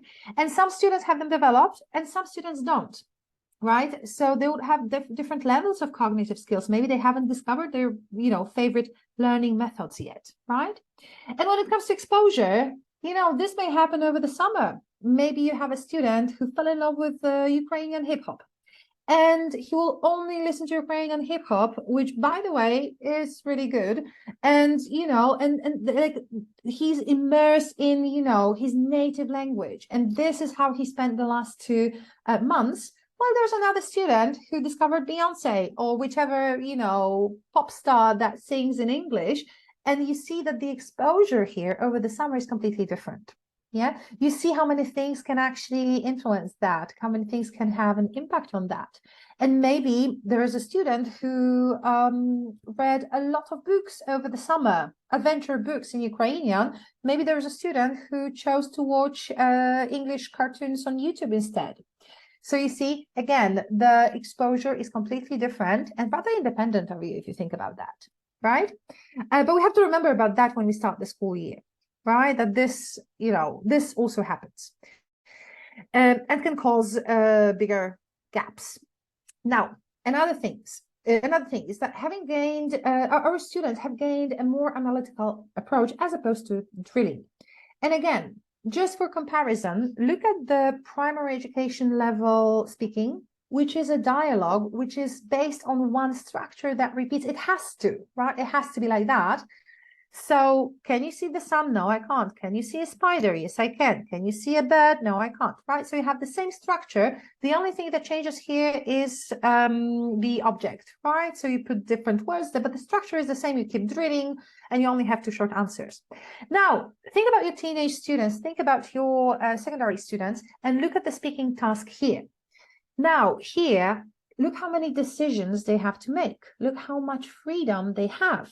Talk about a school trip, read the information, choose what you want to see, right? So this time, they do have some useful language, which they can use, absolutely. They do have a model dialogue also, but generally speaking, they have to be much more spontaneous and they have to be more analytical about it at this point, right? It's not just repeating, there's a lot of thinking going on. That's why, if not practiced over the summer, if not revised, if not exposed to the language, to this, if our students are not exposed to this, they would not necessarily take a step back, but they would need more support at the beginning of the year. And as a matter of fact, throughout the whole year, because there's just so much information they have to process, right? Okay. Now, of course, another reason is that emotional struggles may cause distractions. And by emotional struggles, generally speaking, strong emotions, not only struggles. I understand many things. And maybe it was just like a great summer and, you know, the students really enjoyed themselves. And honestly, they didn't care much about school, which is completely understandable. Maybe there is some stress related to the war and they have been through a lot of terrible things possibly, and it's, you know, they're completely not there, right? They're completely distracted. But also we're talking about teenagers, so maybe first heartbreaks, right? This also happens. And I know it's like, you know, we tend to forget about that, but those things are extremely important. The emotional development here is completely different compared to the primary school, because now we're talking about, you know, very young teenagers who need to, you know, have their position in the group. They need to be accepted by their peers and so on and so forth, right? And this would have a massive impact on how they behave and how much motivation they bring to the classroom and how much time they're willing to, and effort they're willing to, you know, spend on actually studying the subject. Now, of course, they might have just focused on different things, and maybe there are different subjects at school that they just find more interesting, and English is not necessarily what they are, you know, I mean, they have a lot of subjects, right? So at some point you choose those that are more interesting for you. Maybe they have discovered a new hobby and, you know, again, they're just not emotionally there. And of course, something that I think is the most interesting thing for us teachers here is that they might have low confidence, which results in low motivation. But I think it's more of a circle, because they might also have low motivation, which have a massive impact on their confidence and makes it lower. So, you know, there's this vicious circle that they're trapped in. They don't feel confident with English because, for instance, they start a new year and maybe they change the schools and there are some, you know, students who are much stronger than them. Therefore, the confidence of our student would be lower. And then, you know, it's, you know, which pattern kicks in. Oh, I'm not going to try because it doesn't make sense, right? Or maybe they're not motivated from the beginning and therefore they are getting like the gap is getting bigger and bigger and they lose confidence, you know, like I'm sure that you know this pattern, right? I think it's not only the teenagers. I mean, we also have it. Like if you take up something new, like a hobby, or if you learn a new language and so on, this happens to everyone, not only the teenagers, right? So why is it important to be aware of that? Right? Because we're talking about the reasons of, you know, those gaps growing, those gaps being bigger. Why would we even care if, after all, our job is to prepare a lesson and to cover the material and stick to the curriculum? Why do you think it's important? And feel free to share your ideas in the chat window. I'll be happy to see what you think. Or maybe it isn't important at all. Maybe you disagree with me, and also you're free to disagree, right? There's just one point of view here. So feel free to, you know, drop your answer in the chat window. If you have ideas, right? If something comes to your mind, all right? I'm sure the answers are going to appear soon. I don't see any new answers here at the moment in the chat window, but I think at some point they just, like, you know, there's this flood of answers. So I'm just going to move on, but please do share your ideas, press enter. I'll be happy to see them. Oh, okay. I see one reply here. It's important because, yeah, because it has a big effect on the process of learning. It has a big impact on the process of learning that we have to take into consideration. Absolutely, I absolutely agree with you. And I think it's also important to be aware of that, because I don't know about you, but I tend to take the blame. And I tend to blame myself or my students. And I tend to go either, oh, you are so lazy, and I blame it on them. Or I sometimes go, oh, I am not good enough, and I blame it on myself. And I think it's very important to remember that no one is to blame here. Look, those things, they just happen. We don't choose for them to happen.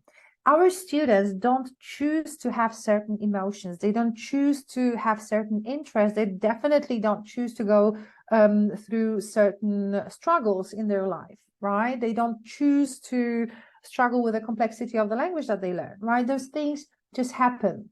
And yeah, and I absolutely agree with Anastasia that all these things also lead to the lack of motivation. Absolutely, right? If our students are not motivated, how are we supposed to teach them, right? Therefore, we want to keep them motivated, right? We totally want to keep them motivated. All right. So hopefully I've convinced you, right? Hopefully I have convinced you. So let's have a look at the next step. Okay, so we have talked about the theory.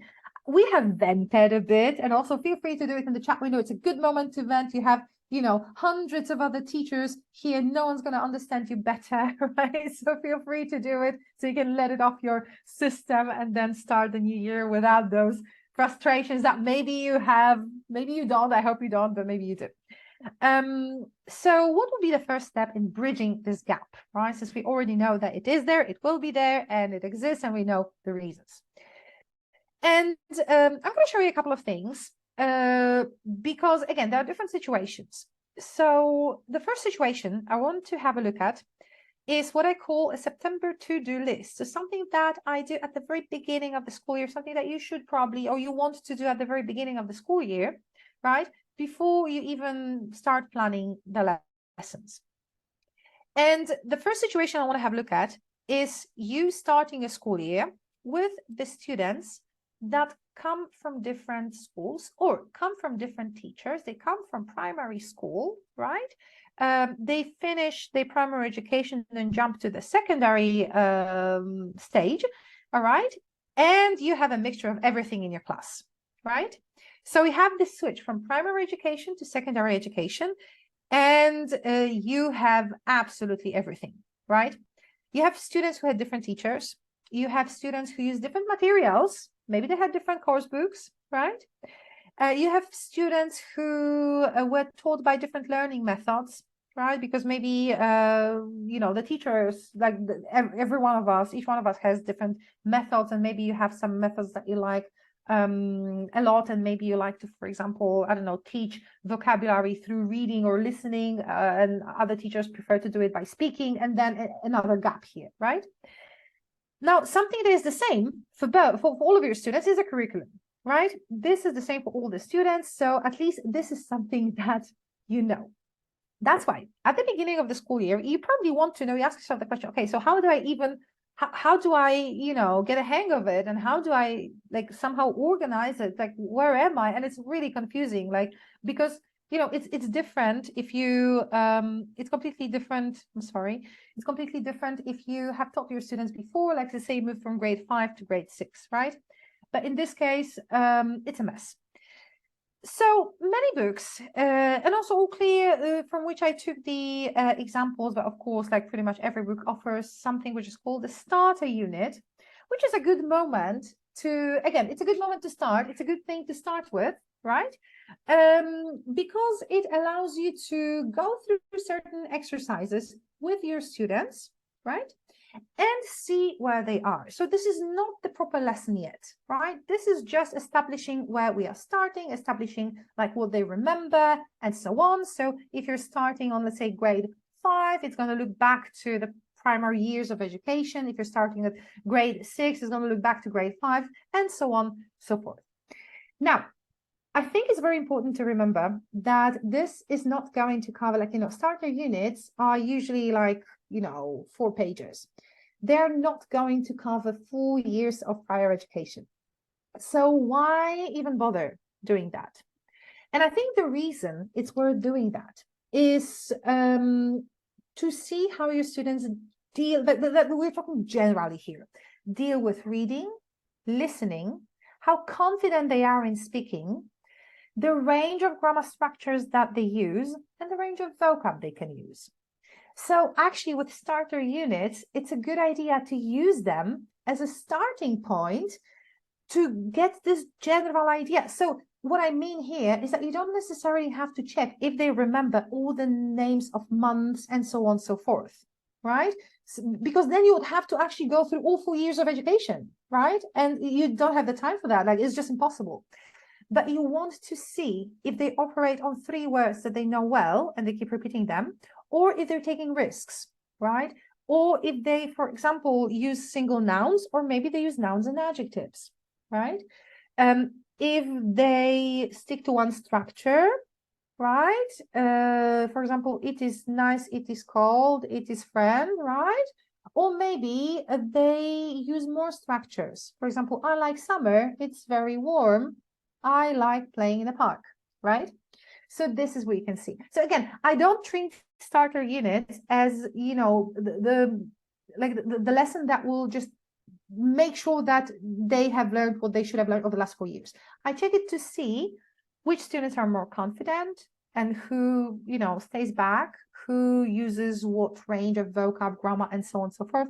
And this is what I think we should focus on.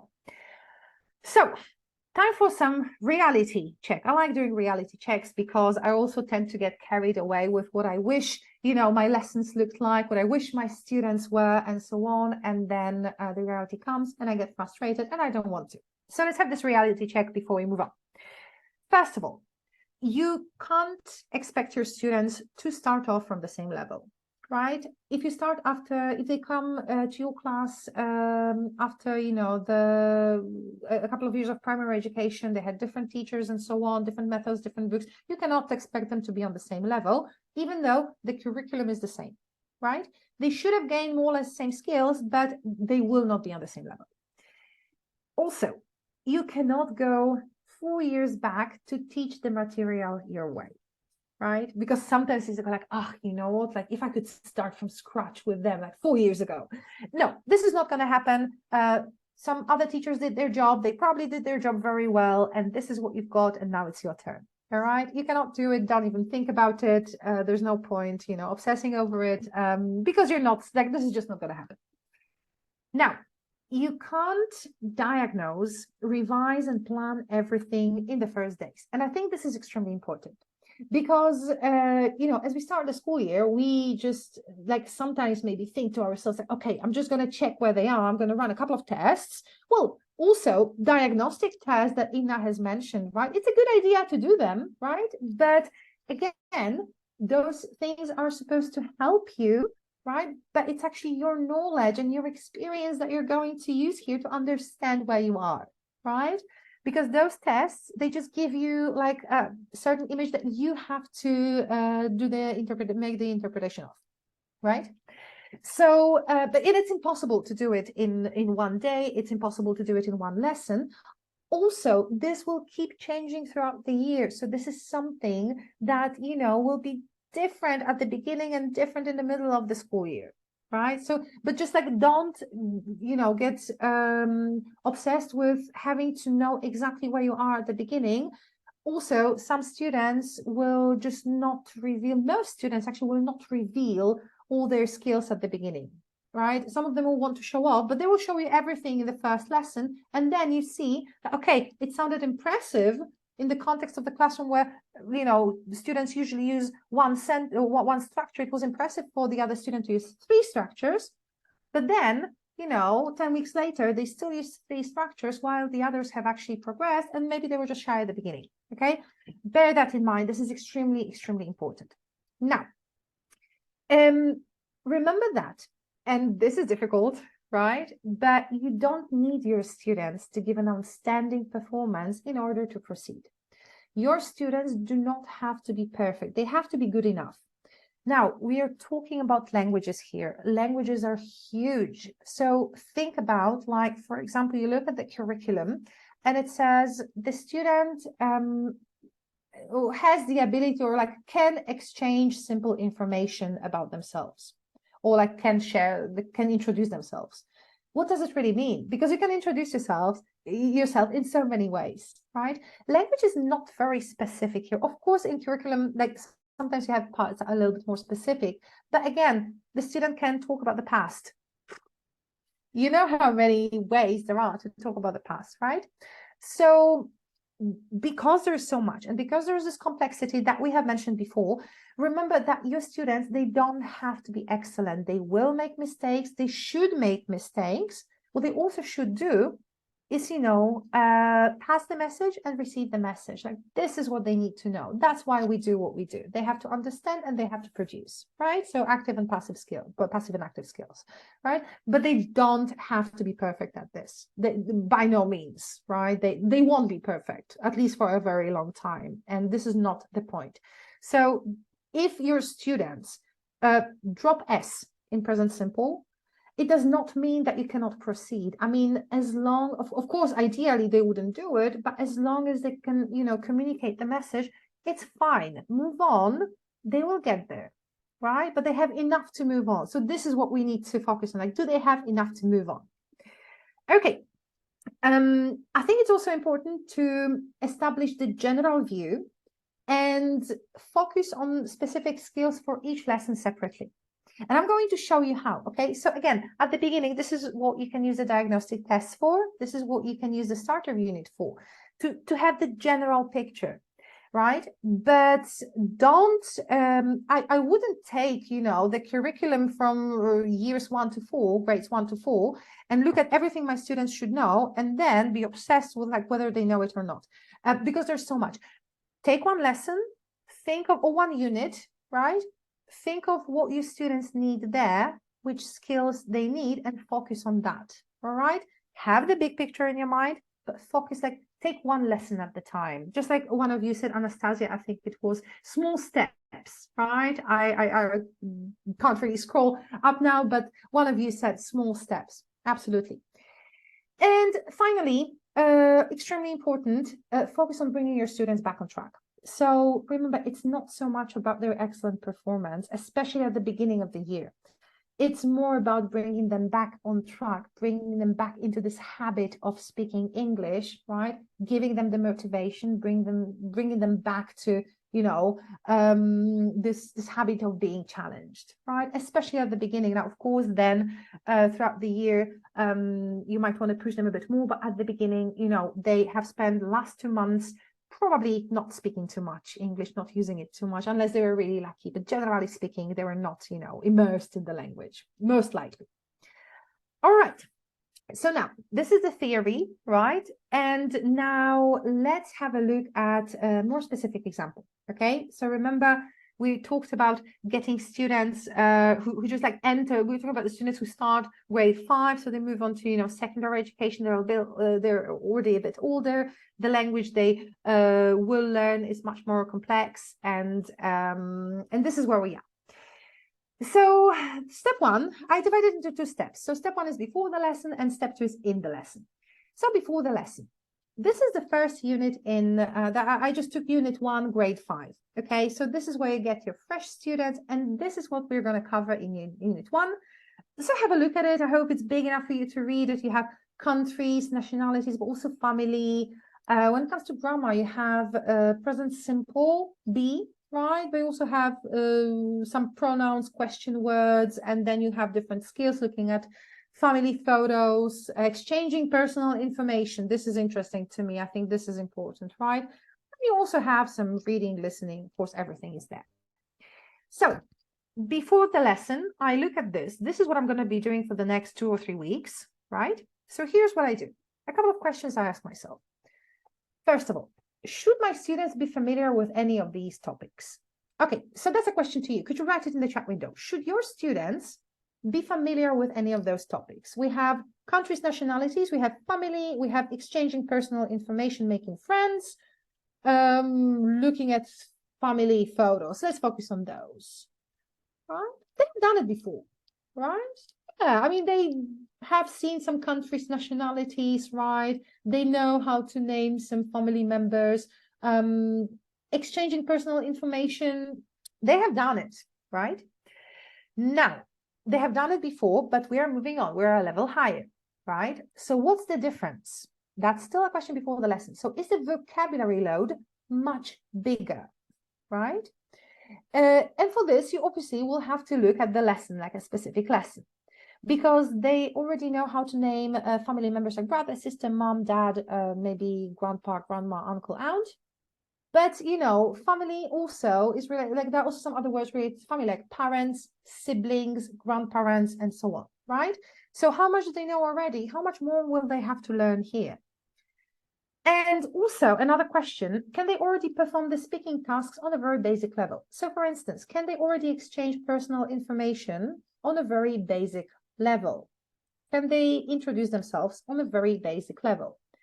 And the answer is, of course, yes, they can. At this point, this is a topic which they have done before. Again, we're talking about the very basic level, and then you're going to have a look at the details, right? When the time comes. So those are my general questions for the whole unit. And now let's move on to the lesson, and let me show you one example from the lesson. So one topic here was family members, okay? And this is an example. So we are in grade 5 now, just to remind you. And you can see the family tree, and you can see, I hope the words are big enough. You have aunt, brother, cousins, dad, granddad, grandma, grandparents, right? Mom, parents, sister, and uncle, right? So this is your target vocabulary. So out of those words, which do you expect your students to already know when they enter grade 5? You can just type it in the chat window if something comes to your mind. Which words you would expect them to know? Maybe all of them. Yeah, some basic word, almost all words. Yeah. All words. Some of you say almost all words. Mom, dad, sister, brother, grandma, grandpa, uncle, auntie. Those, like, they have heard them before, but also they might have forgotten. I would expect a gap here also. But generally, like, they have probably seen all the words. I would say that they definitely actively use mom, dad, brother, sister. Those they use. Maybe cousin, right? Because it's probably similar. I'm not sure how to say cousin in Ukrainian. In Polish, we say kuzyn. So I suspect it's probably similar in Ukrainian, right? So this they may also just remember better. Okay. So, looking at this, where do you expect the gaps to occur? We kind of have touched on it already, right? But we have the words that they already, some of them they know, most of them they know. Some of you said that they should know all of those words. Yet, I still think there might be some gaps here. I see some of you are going crazy. You're going, niece, nephew, why not? Absolutely, of course, throw them in. You can always add them. And I think, if your students know all of those words, throw in some more words. Why not? I think it's a great idea. But yes, I think that the word grandparents, family, parents, maybe, I think this is a word, I'm not sure if they are going to remember those words. Also, the word aunt, because I think it has a tricky pronunciation. I would maybe expect them to struggle with the word brother, with pronunciation, maybe spelling, because we have the, right? So here I would expect them to possibly, have some gaps. So now remember something that I told you at the very beginning, that we don't need to reteach the things they already know. We need to remember them, or remember, like our students need to recall, remember, but also as the teachers. Then we need to refresh this knowledge, right? And then we will reuse them in a different context. So how to remember? Well, first of all, I would probably start with a very simple task for which I need nothing but my chalkboard or my whiteboard or a file on my computer and sharing the screen if you teach online. So I would just want to see how many words my students remember, how many of them they can spell. So I would just write family members, right? Because this is what I want to make sure they remember. And this is what they need for further tasks. Also, you will see in a moment. And I would either give them just first letters, right? So you have M stands for mom, D for dad, but maybe F also for father. You can see they remember that. B stands for brother, but maybe also baby. Like sometimes there's a little baby in the family, or like a baby sister, right? And S stands for sister, and so on and so forth. If you want to make it a little bit easier, have a little bit more control over it, then you can just, give gaps for like, one gap for every letter, just to show them how many letters there are, right? Or maybe just get rid of some vowels, but leave the consonants, like it depends on you. Like you can see how it goes. If you want to super challenge your students, then you can also just elicit the words without giving the first letters, right? I like to do the first letters because I want to make sure that we cover all the vocab that I need in my lesson. So it doesn't always make it much easier, right? So I think it's not a bad idea, but of course you can challenge your students, like, it's entirely up to you. All right. So now this is the moment when your students remember that there is a thing called like, family in English, by which I mean like, yeah, we have learned that before. This is when they start to, sort of like, they have those connections and they sort of like, clean the layer of dust from those connections, right? So here's the moment when we are going to refresh this knowledge.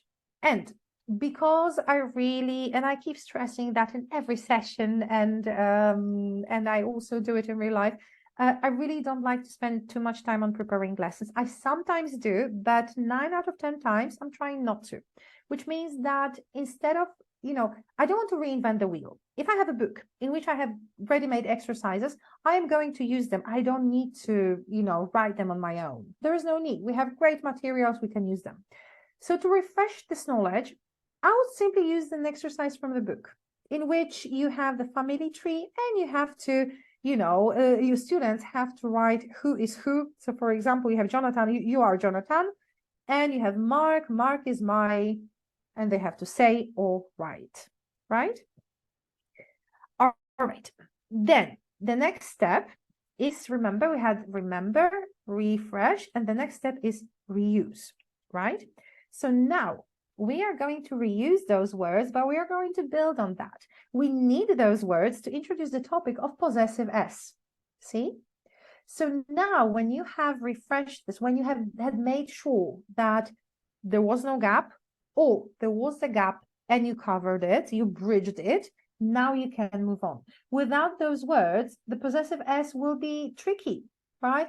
Because you have, like the model language that you have here, you can see it on top, is Chloe is Katie's sister or cousin, right? Her aunt's or cousin's nickname is Yoli, right? So like you need those words, and only if you know those words well, you see the apostrophe in S, right? Or S and the apostrophe, right? So you can introduce more, because without it, it's confusing, right? You cannot do it. But if you feel that you would like your students to reuse it even further, or if you feel that they need more practice, this is what you can do. Each student gets, a couple of slips of paper. I always, have a bunch of, papers, some, old copies. You just you recycle. And they write some names of their family members, and then they can put them on their book, right? In the correct place, and then their peers can make sentences about them, right? So here's, I made a little family tree for myself, only gave 3 people here. So a very quick task for you. Look at the pictures and write one sentence about me. My name is Maggie, right? Oh Gosha, but you can just write Maggie, all right? And write one sentence about me, all right? So I gave you a sample sentence. Janusz is Maggie's dad. We're going to use family members and possessive S, right? So like you to write in the chat window, just one sentence about me, all right? Because this is what your students will be doing. So you can try it out, right? You can do it yourself. Now you have a chance to do it, right? So I think the chat window is so full of answers that they're like, piling up, and then they're going to hit. Yes, Marek is Maggie's brother. That is true. I have a brother. His name is Marek. Yeah, absolutely. Thank you very much, Tatiana. Right. And I'm sure like in a moment, we're just going to have a flood of answers. This is what your students will be doing. And they will be talking about themselves, which should keep them more motivated and engaged, because they will have a chance to talk about, themselves. We all like talking about ourselves, don't we? All right. Thank you very much for your examples. And now I would like to move on, because here we talked about the situation. You saw an example of a situation, an example of a task, and approaching a gap in a situation in which you start with quite a lot of chaos because you have students from different schools, different teachers, different books, and so different background, and now you have to put it all together and move on.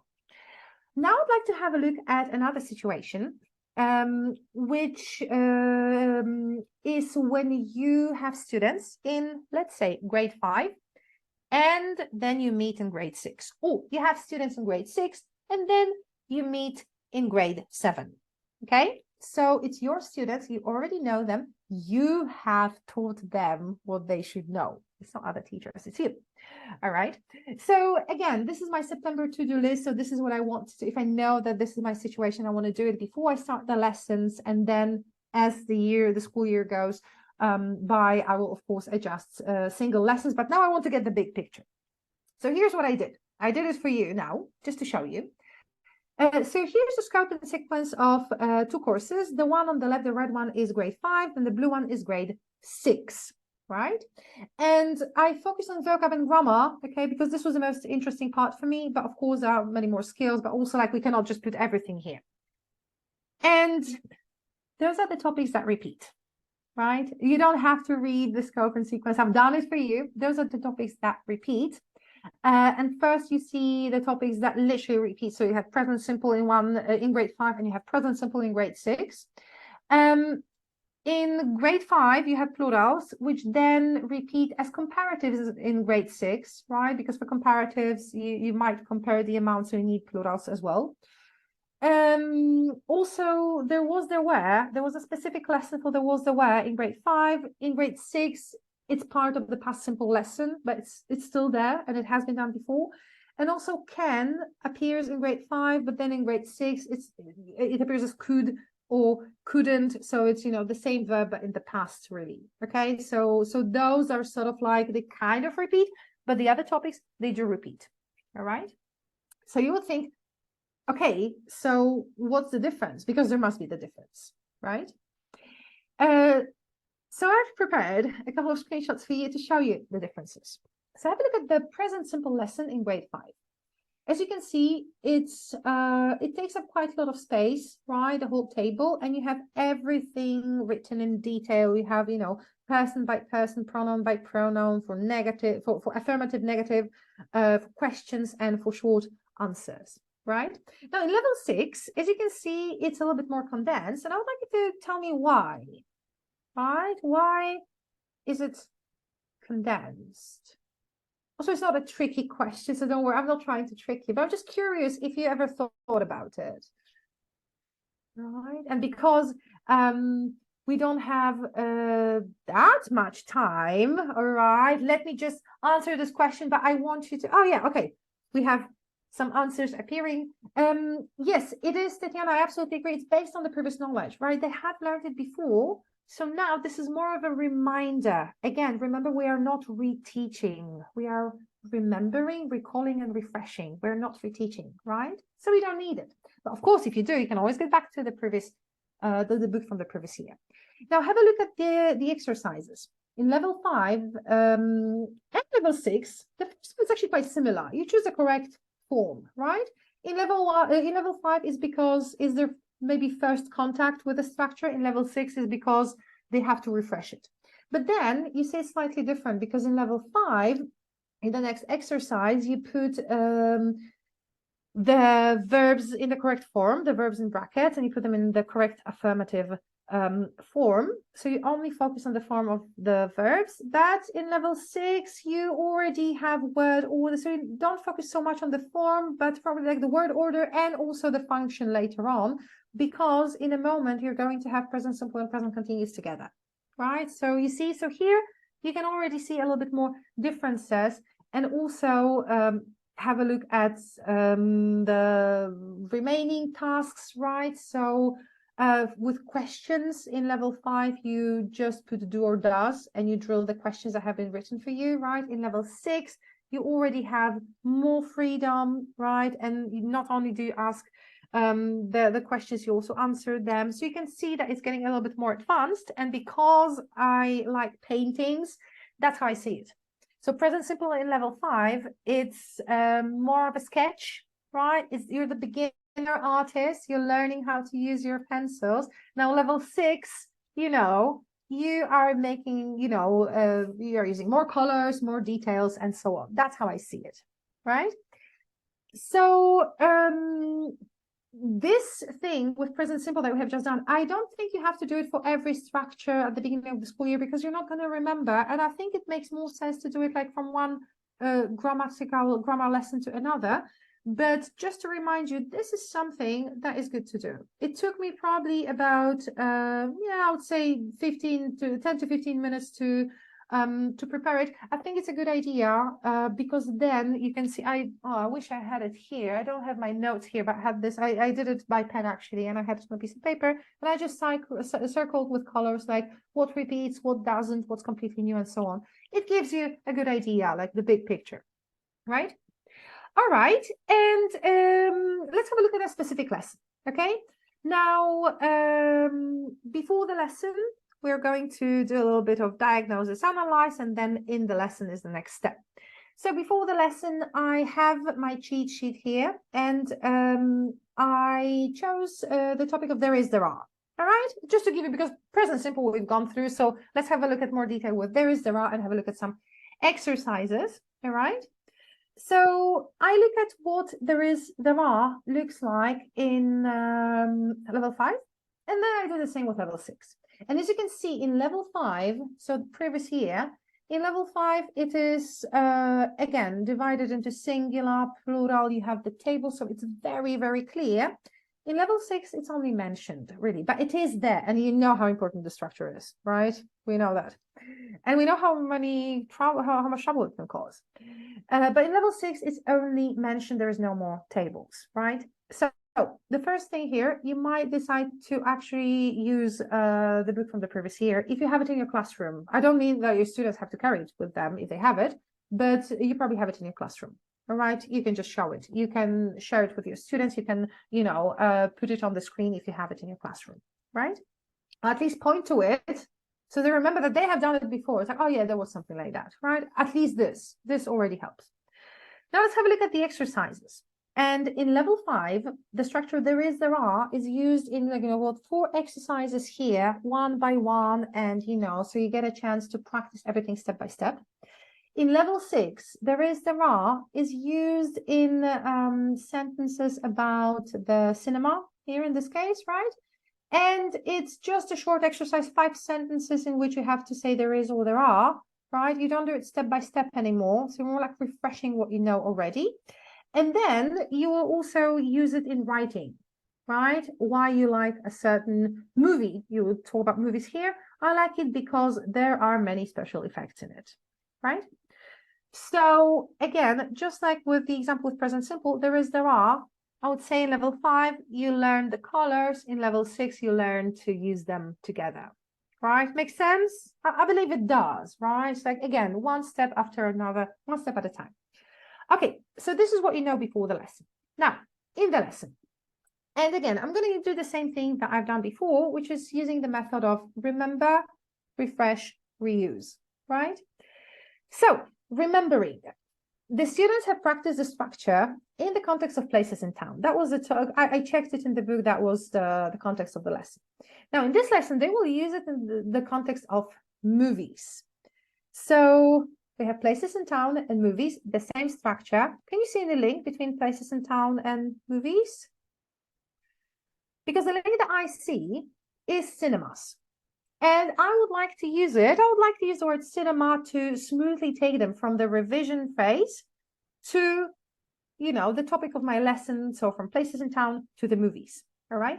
So one thing I do super quick, just every student has a piece of paper and they have to write 4 words. I give them the words, right? Because I want all of them to have the same words. So I have cinema or cinemas, post office, park, and shop.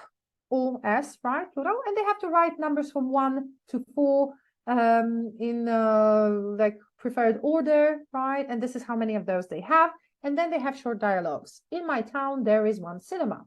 Oh, in my town, there are 3 cinemas. In my town, there is 1 park. Oh, in my town, there are 4 parks. Okay, so you have very quick dialogues. Look, there's no preparation here whatsoever. You instantly see if you give them the chance to use both there is, there are, you instantly see how they're doing, right? You can walk around and monitor. You can ask one pair after another to do it, like, you know, in front of the whole class, if you want to have even more control, or if you have a small group, right?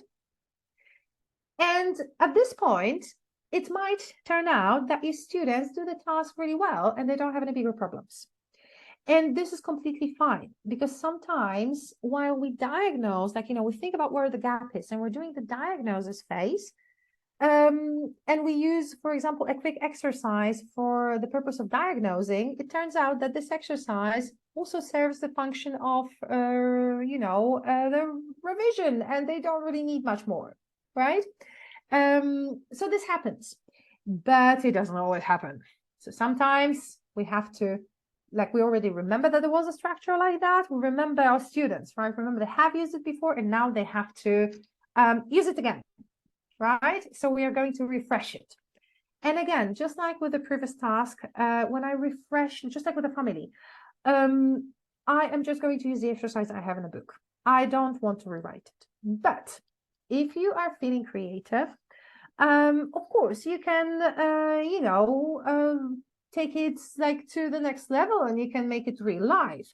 So for example, since we're talking about movies and we're talking about there are, right? I Googled cinemas in Lviv and I found this one, Planeta Kino, which had a lot of pictures on Google. So I just took some pictures from Google. Those are pictures from Google, right? Of the cinema. Can you make one there is or there are sentence in the chat window, please? Could you write it? Right, look at the pictures, and based on those pictures, one there is and there are sentence, or there are sentence about Planeta Kino, right? Could you do it? Again, you see, low prep. I only went on Google and I only checked the pictures, right? Your students can use their own phones if they have them. You can use the laptop, the computer, if you, and the screen if you have it in your classroom, right? And you already have a task, right? And you see, refresh the structure. But look, now, oh, there are a lot of comfortable red chairs. Oh, that's a high level sentence, right? Thank you, Olena. Yes, but of course, your students, especially those students who are a little bit stronger, they might make sentences like that. They're free to do it, right? So again, I would expect my students to do at least the bare minimum. So there is popcorn in cinema, right? Short, even if they forget about articles and stuff. But of course, this is a moment where your stronger students can shine. There's a film about Scooby-Doo in the cinema today. Excellent, right? There's popcorn in the cinema. Oh, there's a funny toy dog in the cinema hall. Yeah, so you see, you can have completely different sentences here. And you already set the context for the lesson, which is movies, right? So I would say it's win-win, right? All right, thank you so much. Great sentences. Thank you very much. Yeah, so then you can move on and then you can reuse the structure, right? Because you have already practiced it. You can reuse it in the writing task, in which the children, the students say why you like the, a TV program here, so cinema TV, right? Why you like it? I like it because there are funny characters. I like it because there is nice adventure, right? And so on, right? So now they really focus on the content more than on there are, because they have already practiced it. All right, and I am going to show you just one more example. All right, and this time we're going to have a look at level 6 and 7. Okay, so we are going up, right? Level 6 and 7, and have a look at this. So those are two lessons from level 6 and level 7 that contain past simple, both of them, right? All right, so let's have a look at what this past simple looks like in both books on both levels, right? And that's what it is. So you can see that you do quite a lot of work with past simple on level 6, and then level 7 is more, refreshing and so on, all right? So, because if you look at it, all of the things in level 7, so was, were, regular verbs, irregular verbs, all of them have been covered in level 6, right? This is nothing new. You're not reteaching. They have already learned it. They might have forgotten, but they know. It's just very deep down in their heads. So what do I do? Knowing that and having already checked that, what do I do before, in my lesson? Again, the same method, right? So the context of the past simple lesson in grade 6 was history and explorers and great stories. And in level 7 is jobs and IT and computers. So what I do is I take the verbs that we have covered in grade 6 and I check if my students remember them. I would actually put the past forms, I would elicit the past forms and put them on the board, right? I would just then the stronger students can shine and we can just put them on the board, and the lower students, so the students who need more support, they already have some visual reference, right? And then I would create a fictional character. You choose the name, you choose the appearance, maybe you can make a picture on the board. And then I play, for example, past simple story charades. So the story, I would probably make an introduction to the story. So, a long, long time ago, there was a pirate and his name was Pat, right? And then I would ask my students to pick one verb, mime it, and the other students have to guess. So for example, the student comes and does this, right? And the rest of the students, so miming, and the rest of the students say, pirate Pat wanted to, no, sorry, fly ahead. So for example, okay, wanted to say, or for example, sailed to India, right? Or pirate Pat traveled with his family, right? And so on. So they have a chance to use those words. Now, you can also just prepare a story.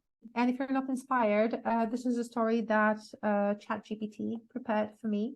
So you can simply use those online tools. I'm not saying that you have to use ChatGPT, but you can use free online tools for stories. You can also use some stories from the previous year. So this is a short story from the past simple unit from level 6. Remember, we're in level 7 now, level 6. And this is the history of the potato. So my students have done it. They probably don't remember anything, but it's all right. Because this is more about, like recalling that there was a thing called past simple, right? It's not about remember the history of potato. So you can either do a quick test and ask questions. Where did Europeans discover potatoes? In Peru, in Alaska, and Japan. And the students, maybe there is a big chance that some of them will remember actually. Oh, Europeans discovered potatoes in Alaska. True or false? False. Where did they discover them? And so on. And then you can show them the story, right? So then when they remember, you can again refresh, right? So they remember. Now we're going to practice to refresh this knowledge and apply it. And here we have the exercises from level 7. So we're back to level 7. Our students already have the memory of past simple. They can do the exercises. Again, with refreshing, I just use those. I just use what the book gives me. Unless you feel very creative, you can also play, for example, a memory game, or a domino, right? But a memory game with irregular verbs, for example, or regular and irregular, because you feel that your students really need a little bit more revision there. You can play the game and then do the task, right? Or you can allow your students to use, the table with irregular verbs. It's also perfectly fine at the beginning. And then finally, my students will reuse those structures and they will reuse them. For instance, in level 7, as I said, the context was jobs and IT and computers. So I want to reuse it in the context of jobs. So I take what the book gives me, which is a lot of pictures of people doing different jobs. I elicit some verbs, or I just take some random verbs, put 10 of them on a board, elicit the past forms, and then we can play a guessing game. So the students, they have already learned the names of jobs in the previous lesson. So they say he painted a beautiful picture of his dog, and the rest have to guess. Okay, it's an artist. Or he discovered a new medicine, and we can say, oh, it's a maybe lab technician. Or no, maybe it's a researcher or scientist or doctor, So here you can, they get a chance to reuse the structure in the context of this particular lesson, and they can apply, apply it. You can use this task in the context that actually is more interesting to you because it's this unit's context. They will also reuse this language and listening. So look, this is a listening task from the same unit, and all of the questions, if you look at them, are in past simple, right? They will reuse the language also in a passive way by listening, right? And also actively by answering those questions. And again, they will also do it while writing a thank you letter. If you have a look at the third paragraph, I had a great birthday when I arrived home. Then you have present past continuous because it also appears in this unit. We just didn't focus on that now, but it comes later, right? I wasn't, sorry. It was a lovely surprise. We went to the cinema, right? So they will also reuse it. So I believe we have to start maybe wrapping it up. So just to sum it up a little bit. We talked about bridging the gap between our students at the beginning of the school year and also throughout the school year, not only at the beginning of the school year. And we were talking about how to do it, how to find the gaps, how to recognize them, and how to do it. You have reflected on the importance of knowing the curriculum and your materials, right? This is extremely important. Of course, the more you work, the better you know it, because it's the same thing every year, but it is worth spending some time on that. You have seen how to predict and establish some learning gaps, right? So you have guessed where we can expect the learning gaps, and you have checked if they are already there. You have tried out the remember, refresh, reuse method, right? And I showed you a couple of ideas, but of course you can narrow it down to remember, and maybe it's enough, right? Or just remember, reuse, maybe you don't need to refresh, or maybe you will need to spend a little bit more time on that, right? And finally, you have seen some specific low prep exercises that you can do with your students, but I also want you to remember just to use what the book gives you. And on top of that, you have both, like all of us, we have reflected on where the gaps come from, and we understand that this may also have an impact on the motivation of our students, which means that the more we work on bridging the gaps, the higher the motivation of our students might be, and hopefully will be. So thank you very much for attending the session. And there's one thing that I want to tell you at the very end, and one thing that I really want you to take with you and remember: perfect is the enemy of good. I love this statement. Remember that also done is better than perfect. And there's so many slogans like that, right? But I think it's extremely important. Don't expect your students to be perfect. Expect them to be good enough. Expect them to cross the bridge. Expect them to be able to communicate the message and understand the message. They don't have to be perfect. They have the time for that. They will get there. So thank you very much. And I'm going to leave you with that, and wishing you a lovely rest of the afternoon. And thank you very much for attending. Thank you for your active participation. Thank you for all your ideas in the chat window. It's been an honor and pleasure as always. So thank you very much, and I'm hoping to see you soon, maybe online, maybe in person. I hope we'll get a chance to meet in person. Thank you very much, and thank you very much to Macmillan for having me here as a speaker. Thank you very much, Gosha. These really in the chat box there are lots of thank you words. Your ideas are, as usual, are easy, fresh, practical, and inspiring. I'm really glad to hear it, and think I'm blushing now. I don't know if you can see it. I'm blushing now. Thank you very much. We don't see it, but thank you for both of your sessions. They were really practical. I was taking notes of your ideas and activities. Super happy. Dear colleagues, thank you very much for your participation. Thank you for spending this day one of back to school with us. And looking forward to seeing you tomorrow during our day one. And looking forward to the next sessions with Gosha, which I believe will be in a meanwhile. Yeah, I hope so. And I'm looking forward to our live sessions. I really strongly believe that we will have them soon, and we will have the chance to meet in person. So am I. I'm looking forward to our live sessions, and take care, everyone. Stay safe, and see you tomorrow. Bye-bye.